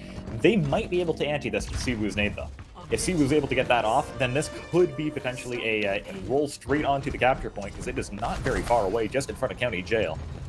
Yeah, and that's not much to ask of from point B, but if they can keep this good high ground positioning and get a few kills early on in these fights and get some good alt rotations, we may be in for a doozy. So 4 minutes left on the clock. They have quite a mountain of a task ahead of them. Let's see what they can do. Your Death is going to find the first kill. Cloudslayer is going to answer right back. If Bearded Thots are able to successfully do what the 69ers were trying to do with all of their offense and actually secure the high ground and position their DPS up there, they might get some superiority with that Junkrat. At the moment, though, he's at quite the deficit, not able to get as much damage as he wants to in. They do throw grab, and it is answered by the Transcendence. There was no purple into it, so they did not get much out of it. But here comes Mr. Sass coming back with a Shatter. He's going to throw it down. Milk gets bubbled, but the tire comes out from Your Death and ends up getting Mr. Sass. And they're going to keep rolling this point forward. Your Death has been pretty big on the Junkrat on this point. And we can see Dean taking the high ground, proper position for a soldier, and absolutely raining terror from above. Kim has swapped over to the Brigade. I'm not quite sure what she's looking to deal with at the moment, though. Maybe just supporting Orion. Yeah, Junkrat goes up to try and find Dean, but falls down and ends up getting caught by Milk there as he's trying to recede to his team. They're going to throw out the big ult as soon as this fight's about to start. Mr. Sass starts swinging on Milk. Is caught in the trap and ends up getting Nano to keep that survivability up. Keep swinging that mouse. I'm sorry, use that mouse one because you're just going to be able to press forward when you have the Nano and the Reinhardt's in. Yeah, and we also saw Clownslayer actually come up there right behind Dean on the high ground. Apparently has not been studying Clownslayer's playstyle. Should have absolutely been expecting that. Came right up, wiped him out, and was also able to find the cleanup kill on Bardad there. So some nice plays for Clownslayer.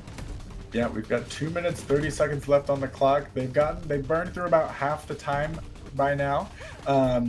Be about 2 minutes left by the time the next fight starts. So Mr. Sass coming in with a Shatter, and Crazy Joe's going to have a tire to answer with it with a high noon as well.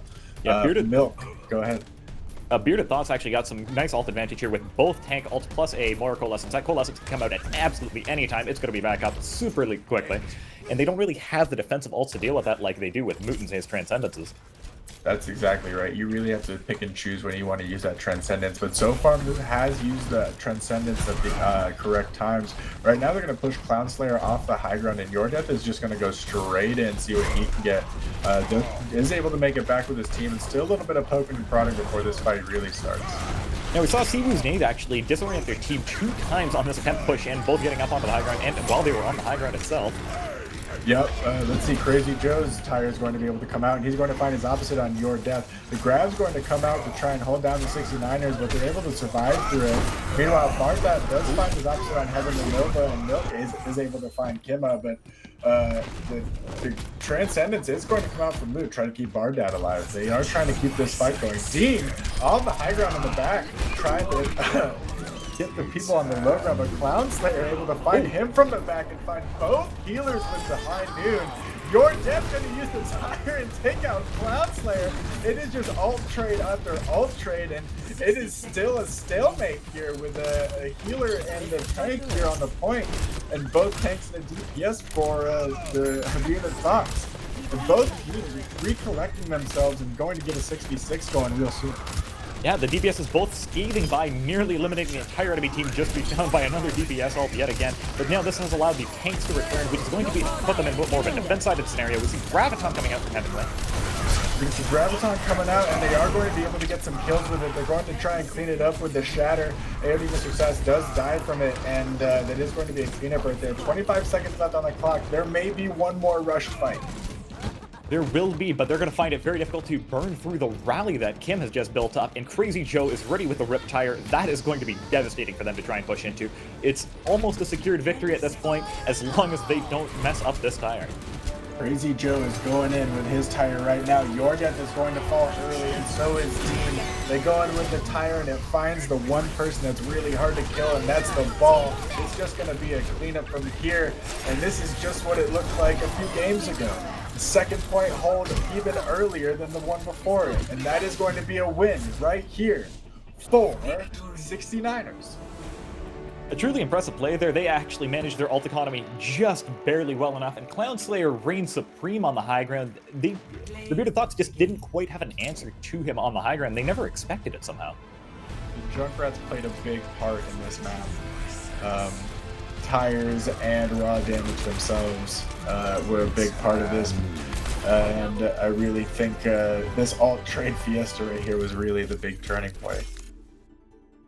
It absolutely was, and that high noon was massive for him. It just barely got both supports, ending that fight almost perfectly for them. He may have died, but that allowed his Zarya to get back and contest the point even further beyond, and allow them to win the defensive victory. We're coming back with Still Swinging and Final Wave next. We'll see you guys real soon.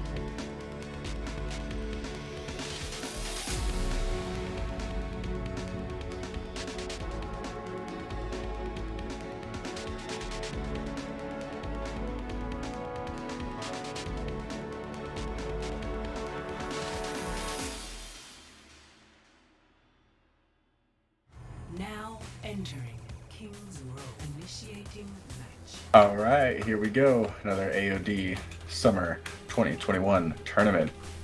Back at Kings Row again. It is such a fan favorite. You know we're going to play it a few times. Really expected to see this, and it does look like we actually have this queued up one more time, bringing to a total of 4 times out of a 10-round tournament, depending on how these tiebreakers actually end up.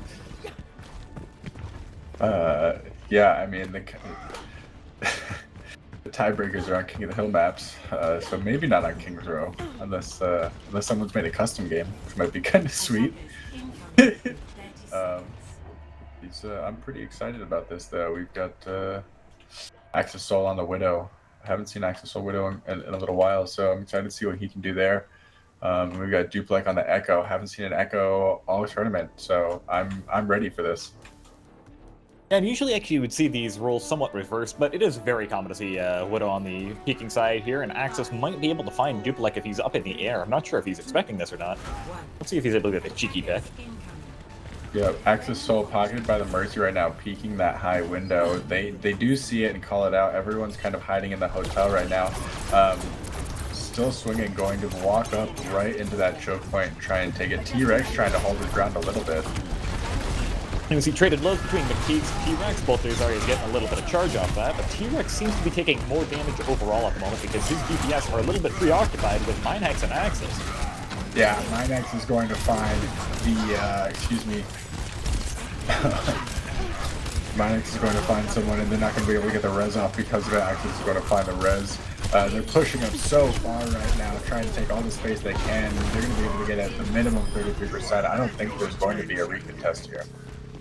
Almost assuredly not, especially after both your DPS fall in such a glorious way. It was a beautiful pick there by Axis and Minehex, very well coordinated.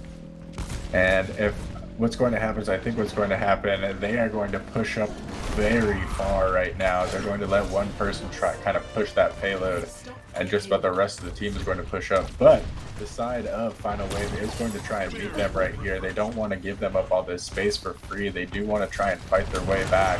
The barrier is going to be broken now. Hill Swing's going to definitely find some difficulty as Final Wave was actually able to completely regroup, because something that's rather rare on Kings Row, but because they were able to wipe them out in such a fell swoop. Yeah, they are going to nano T-Rex. He's going to go in and get the charge on the McTeags for the kill. He's going to shatter as well and kill Cloudy and make it out with his life. All things that you want to see if your Reinhardt goes in charging into the backline of an enemy team. T-Rex going in and staying on this point and really just wants to keep the pressure on the side of Still Swinging. We see Metabot popping the Valkyrie here just to ensure that the fight is secure. Duplex is popping the Reinhardt as well. There's a lot of hope being invested in this one entire long fight. Yeah, Feng Shui putting his tag visor from the flank position from the high ground, ends up getting both healers, and that's just super unfortunate that he was up there on the high ground and able to catch them off guard like that. However, this puts them in a position where they only have the Zarya and the Nano, although T-Rex got a lot of ult charge even after his Shatter had run out with the Nano being with it. Yeah, and Still Swinging, looking at both tank ultimates and coming up on both DPS ultimates, so it's going to be a lot of damage coming out from the side of Still Swinging very soon. They are going to nano T-Rex early, and T is going to be able to come back with a shatter and be able to get Minehex because of it. T-Rex shatters the backline and they end up killing Cloudy. Blue Jay falling as well. So really back and forth right now. Reinhardt's just kind of in backlines, and now Reinhardt's charging Reinhardt. So T-Rex was able to clean up a little bit, and I think that's going to be a hold. Although it is going to be rather sparse for them because they actually do have a Zarya and Reaper ready here. They're going to slowly start pushing it, but T-Rex has a little bit too much integrity, not going to quite let that happen. Moira has to back off from the flank side. And what we saw right there is they actually had a really good response to T-Rex. They both dealt with him when he ran out and dealt with his Shatter quite appropriately. They are going to do a grab Reaper ultimate combo, and he may not get the final blow, but he definitely did a lot of the damage there. McTeags charging all the way in, wants to get a few more picks before they let him go. Shatters 2 isn't able to get a kill. Duplex actually takes him down with his beam, and that beam does so much damage when you're under 50% HP. The Shatter not ending up quite finding the value that they're looking for. However, we did see that they were able to conserve Bob because they put the Moira Coalescence as well as the Reaper ultimate in together, and that does help them cap that point. That was a very wise decision of them, especially knowing that the Coalescence is so easy to charge. And Axis Soul's Bob actually gets T-Rex at the tail end of its life, and they're going to charge in on that. They're going to press the go button. There is no shield in front of them. As soon as I say that, Duplex going to swap over to the Reinhardt and go, excuse me, and Shatter 3 people on the ground, get the kill on the SyncViews, and Shatter again, and get a double kill with the Fire Strike. Absolutely enormous Duplex play on the Echo. Now, one thing you really need to keep in mind with that Echo is that they don't just get one free ultimate in that, and it could be quite easily predicted. He did get the block there, McTeags did, but they were able to get the Shatter over on the left side and then charge and get another one in that he just was not expecting. Yeah, he got that second Earth Shatter so quickly. Echoes get that ultimate so quickly when they're in their ultimate form. They're still trying to hold this first corner. This is a great corner to hold if you want to. McTeags on the ground from a Shatter. Ends up getting bubbled, but is he going to be able to make it out? Fang trade with the attack visor, just trying to keep everyone off the Reinhardt was helping. And it is going to work. They are going to get a few picks at the end of it as well. It looks like a fair bit of an investment coming on their side, but they only ended up using 3 ultimates. They still got the Grav and the Valkyrie, so they do have some amount of CC and defensive option. It's not much in the way of damage. Yeah, and on the other side, you've got Axis Soul and Minax pushing right into you, and they're coming up on their ultimates, and SyncViews 96, 97 to Graviton. So this is going to be an important fight right here. See what we can get with this Graviton. Graviton's going to come from Blue Jay first on the Nano McTeague, and we're going to be able to get the kill. No, but Duplex actually ends up falling on the opposite side. They throw down Shatter, doesn't get anything with it, and they're able to push back and counter. Sync kind of in the back of the team now, and I don't know if he's going to be able to make it out. No, not quite. Both the tanks pushed up and were very dedicated to that fight, but T-Rex kept swinging on McTeags despite the fact that Cloudy put a nano on him. Now McTeags has decided to opt for the monkey. We're looking at a character swap here, and how do you feel about a monkey here on point 3? At point 3, it is a bit of a difficult opportunity because, yes, you can control the high ground, but at the moment they are not playing very much in the way that will sit on a single piece of high ground like a Widowmaker or a Junkrat. They only have an Echo, and Echo can quite easily get away from the monkey, so it's not going to work out too well for him, and McTeags might be debating the swap right now. Yeah, it looks like they're still grouping up right now, trying to get some early poke, see if they can get their ults up.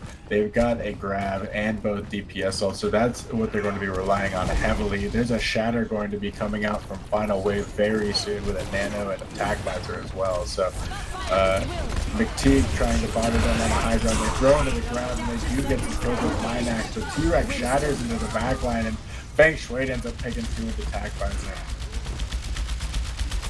Wow, so a lot of ult just came out. We saw Minax pop his Reaper Blossom. We saw SyncViews pop the grab to not quite very much avail. Duplex actually duplicated the Winston, not finding anything with that either, but Feng Shui definitely got the winning ult of the fight with the Attack Visor. Yeah, and that was definitely the cleanup once the shield's out of the way. It's just kind of get behind a wall or I'm gonna shoot you. As long as Tsunami and Metabot are early on their Valk and or Nano in this fight, they should be able to wrap this up rather cleanly and help their tanks get their ultimates up for the following fight.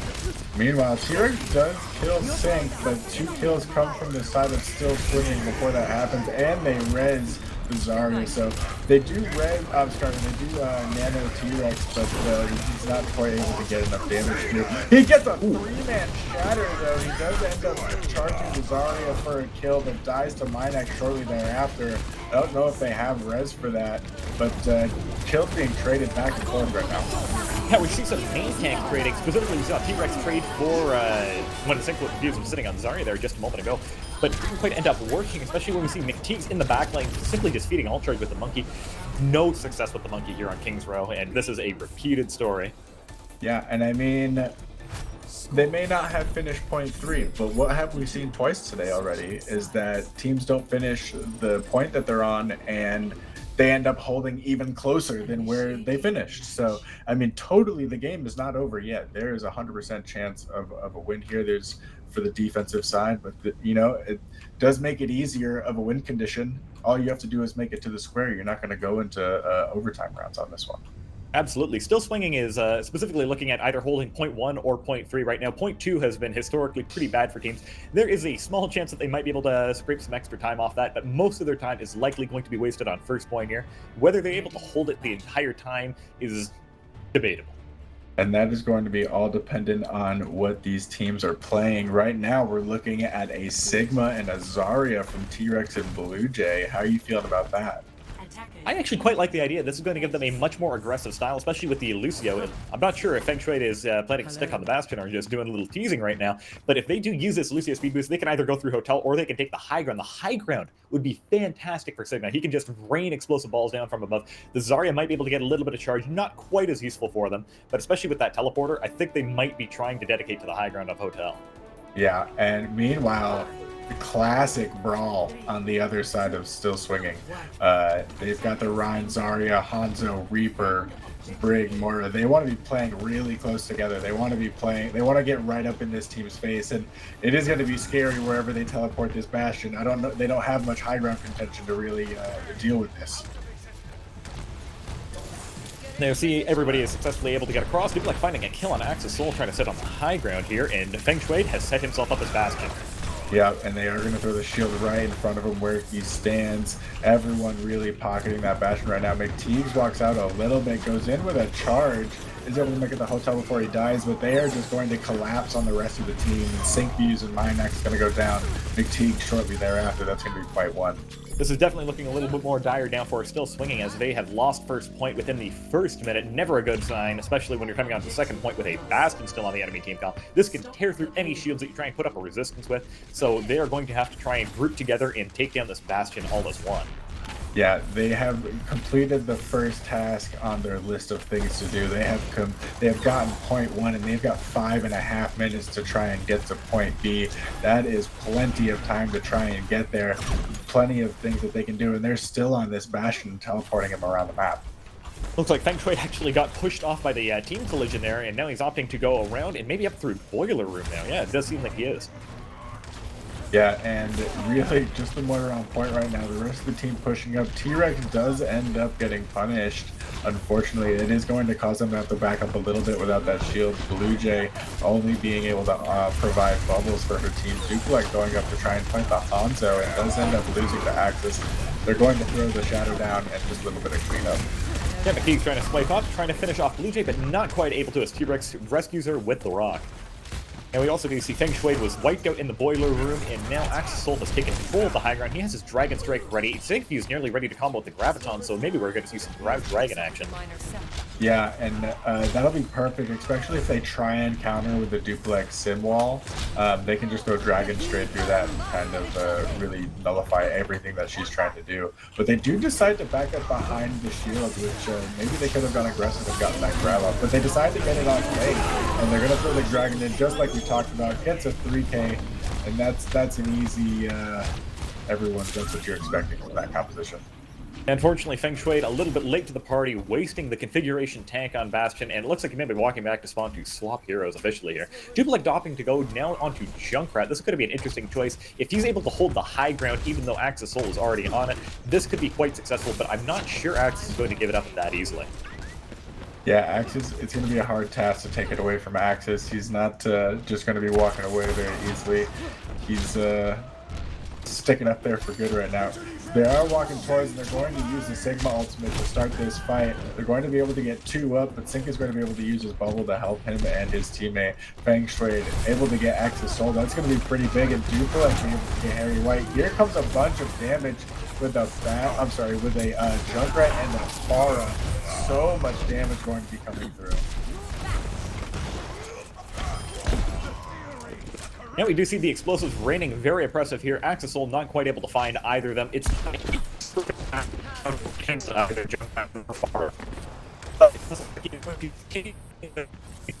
wonderful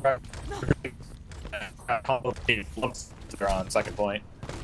Yeah, very, very difficult to be able to kill the Junkrat and the Pharah as the Hanzo, let alone kill the Pharah as a Reaper to begin with. So, hard task for them there to see if they make any swaps, because right now they're going to be staking on the Hanzo Reaper. Hanzo's going to go down to Blue Jay pretty early, and McTeags is going to push out a little bit.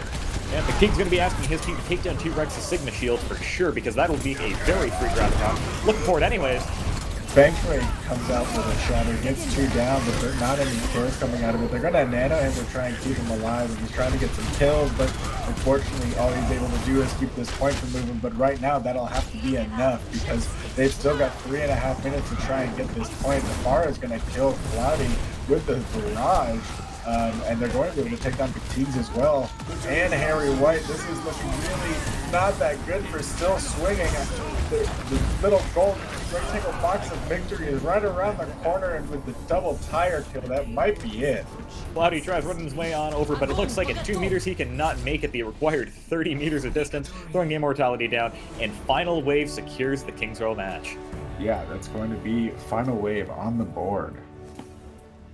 So we saw just a lot of ultimate build-up there on the 3rd point, while the Still Swinging was trying to hold their ultimate and pop 1 every fight efficiently. They could not quite pull that off. And you can see right here, within a charge and a swing, she's got ultimate again. Those Echo ultimates charge so fast. Next, we'll be looking at Nozomi's White Knights and Still Swinging one more time. Excellent.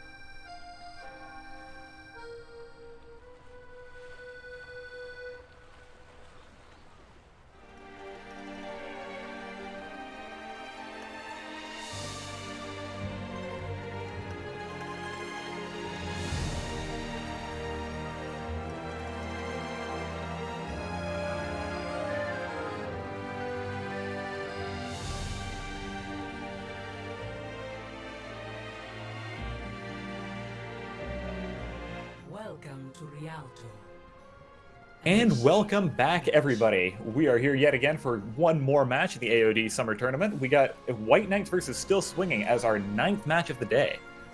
This is going to be a really, really important one here, IKU. We've got White Knights with 2 points on the board right now. And if they want to catch up to the 69ers who have 3 points, they're going to have to win this game to stay in contention.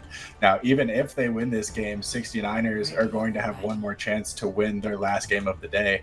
But if White Knights want even a chance to have that contention and just kind of let 69ers put it in their own fate, put it in their own hands, they're going to have to win this one first. And it does look like they are taking this quite seriously. They are bringing out the Bastion strat. They're bringing out Axis on the Ashe here. So it's going to be quite an interesting defense. It's either going to work or it very much isn't. That's how Bastion strat usually goes. Yeah, and right now they're looking at setting up right underneath the store right now on the bottom floor. Looking straight out towards the spawn. Now it is quite a long way, so, and Bastion does have fall off damage, so we'll see how that works out. Meanwhile, the rest of his team's kind of on the high ground. And yet again, we're seeing Aquatic yet again on that Doomfist. Let's see how they're going to try and address that. They do not have any stuns. The healers are quite vulnerable in particular here. Yeah, now Aquatic on that Doomfist, and they're going to recognize that immediately. Harry White going to be able to get the kill, but Darcy is going to pick up that Doom immediately. They are going to be able to get the Mercy kill, but Aquatic answering back with a healer kill of his own. Looks like Aquatic's found himself behind the Doomfist. Minax not expecting that whatsoever. And that's going to put them in a good position to push the cart here, as only the tanks are really alive. Oh no, Axis has come back on the high ground here. Axis has come back on the high ground, but Aquatic has found himself 2 more tanks to add to the list, and they are going to be pushing this for sure. Aquatic trying to position himself to try and get some of the healers. They're going into their final fight here of first point. Bastion not finding very much success yet. It's likely that Minax will be swapping off after this fight here. Yeah, he's getting poked out a little bit right now because he's waiting for the rest of his team. Now Aquatic's coming out and does able to find Harry White. Meanwhile, Minax does kill Aquatic, so that is the perk of if a Doomfist comes into your backline. He can't hit you, and he kind of has to try and figure out how to deal with you. So right now they're going to throw out the window from the side of White Knights and see what they can do. Lamp is going to come out as well to keep everyone alive. Bastion tank up comes up from Minax along with a McTeags shatter, and that's going to allow some kills to come through and probably the fight. Yeah, beautiful McTeags shatter there. And Miko seems trying to respond in kind here. They might be able to clean something up here, but no, not really. Nozo is currently out of mech. Miko is just swinging violently. And Claudius decided that his window is worth investing into this fight, and they're putting it out. Yeah, that was actually a really big window by Cloudy. There's only 3 of them there and no shield, and if someone big and scary is in your face, might as well throw that extra damage at him, especially as the Bastion pops back in and just melts everything in its way. So here we come, one more fight. Roku and Aquatic looking at DPS ults, and only looking at Bob right now with a Nano and Grab. Now we see Axis obviously has a Bob up and Harry White, and Celery comes right out. Nano comes out as well from Harry White. Harry White dies. Minax is able to find Miko, and Axis holds Bob is able to find Darcy, so no mercy on the field, and Aquatic goes straight onto Minax trying to kill the Bastion. Does not work out for him. Does make it out with his life, so that's not the worst way it could have ended, but not exactly what he was looking for there. He's going for another angle now. Yeah, the beautiful part of SyncViews getting up on his grab here is we can actually use Minax's just regular spray fire to just pump that into the Graviton, maybe get a kill off that. But he's also coming on up on a configuration tank, which he could also quite easily take that down with even more efficacy. Yeah, and because the rest of Aquatic's team hadn't come back yet, Still Swinging had the resources to go chase him down, take him out pretty early, so they're going to have to wait for their Doomfist to come back, and he's actually going to come back on a Bastion of his own. So we're looking at a window, and the grab is going to come out and answer to that. Minax is going to use his tank form, see what he can get a kill. He's going to be killed by Minax. Meanwhile, Nozo is going to be able to find a kill with the Diva Bomb, and Darcy's trying to get a res onto the other healer. It looks like they may be able to push this into point 1 as long as they can keep this grind going. Yeah, amidst the confusion, they were able to get a couple picks that were rather unfortunate for them. The tank line could no longer hold up.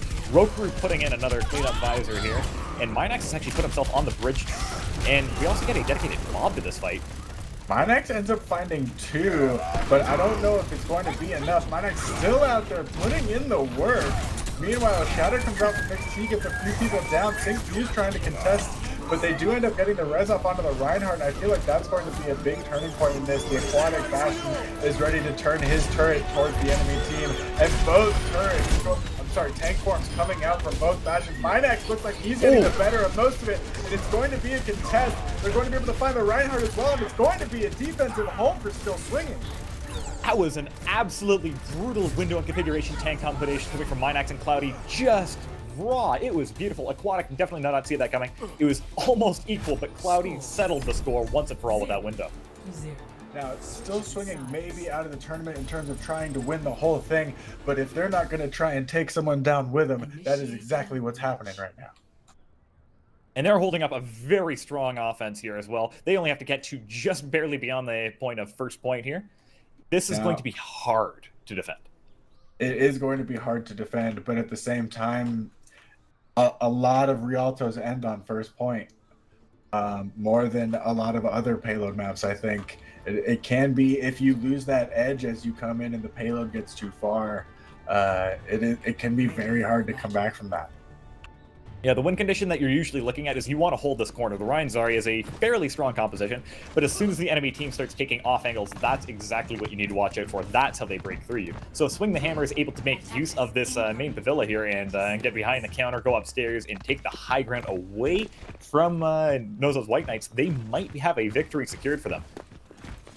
So do you think they're expecting the Doomfist or the Bastion? Because Minax right now is looking at the Bastion, and he's going to be going up against a Rokuroo Reaper and an Aquatic Hanzo. Still Swinging likely right now is expecting Aquatic to beat on the Doomfist yet again. It is a fairly strong hero, and he actually has some decent rollouts yet again here on Rialto, but it's not what they're going to be running into. They're going to be running into some unfamiliar territory of Aquatic on the Hanzo. Yeah, Aquatic on the Hanzo is going to be probably quite the surprise, but it's going to be a good combo with the Graviton of Nozo, so it could really work out for them if they can get those ultimates syncing up in time. Aquatic on the high ground trying to find a pick right now. Minax on the Bastion ends up getting Storm Arrow down, but Aquatic gets killed by Axis in the meantime. Kills going back and forth right now, and Minax ends up getting res and Miku comes down, so there may be some push right here.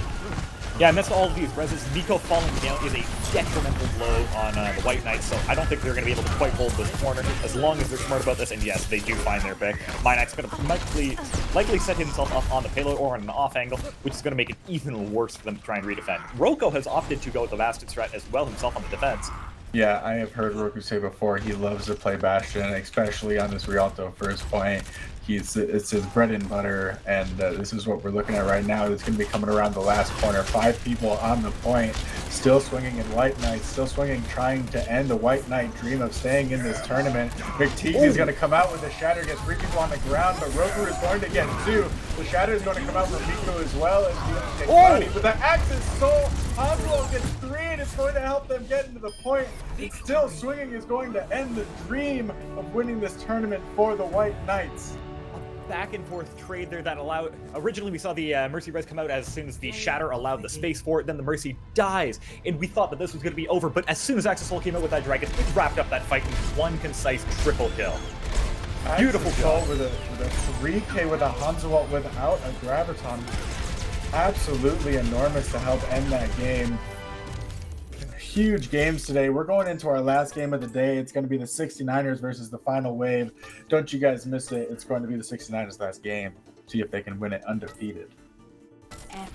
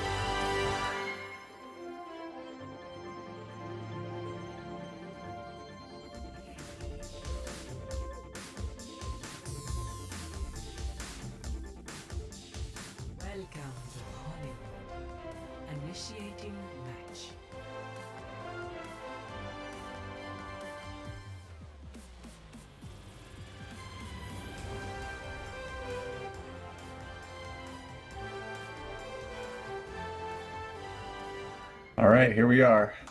Last game of the day. Yeah, 69ers. We've got Final versus Wave. the final wave, yes. That's right. Ready for battle.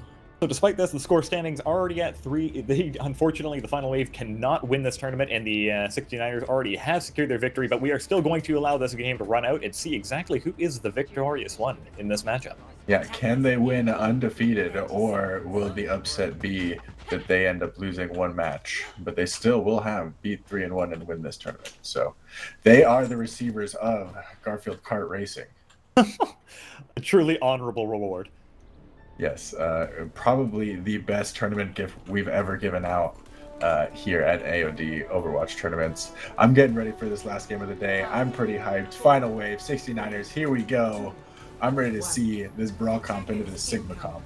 I'm excited to see that we're actually seeing Sigma come out once again here, especially with the Zarya bubble, that it offers a lot of damage on your front line. That means that the enemy, or sorry, your DPS can take some alternate angles and still apply a lot of pressure on the front line. Yeah, and I love seeing the Echo and Genji right here. I love to see something different, and they're actually going to be able to get a kill on Akima really early on.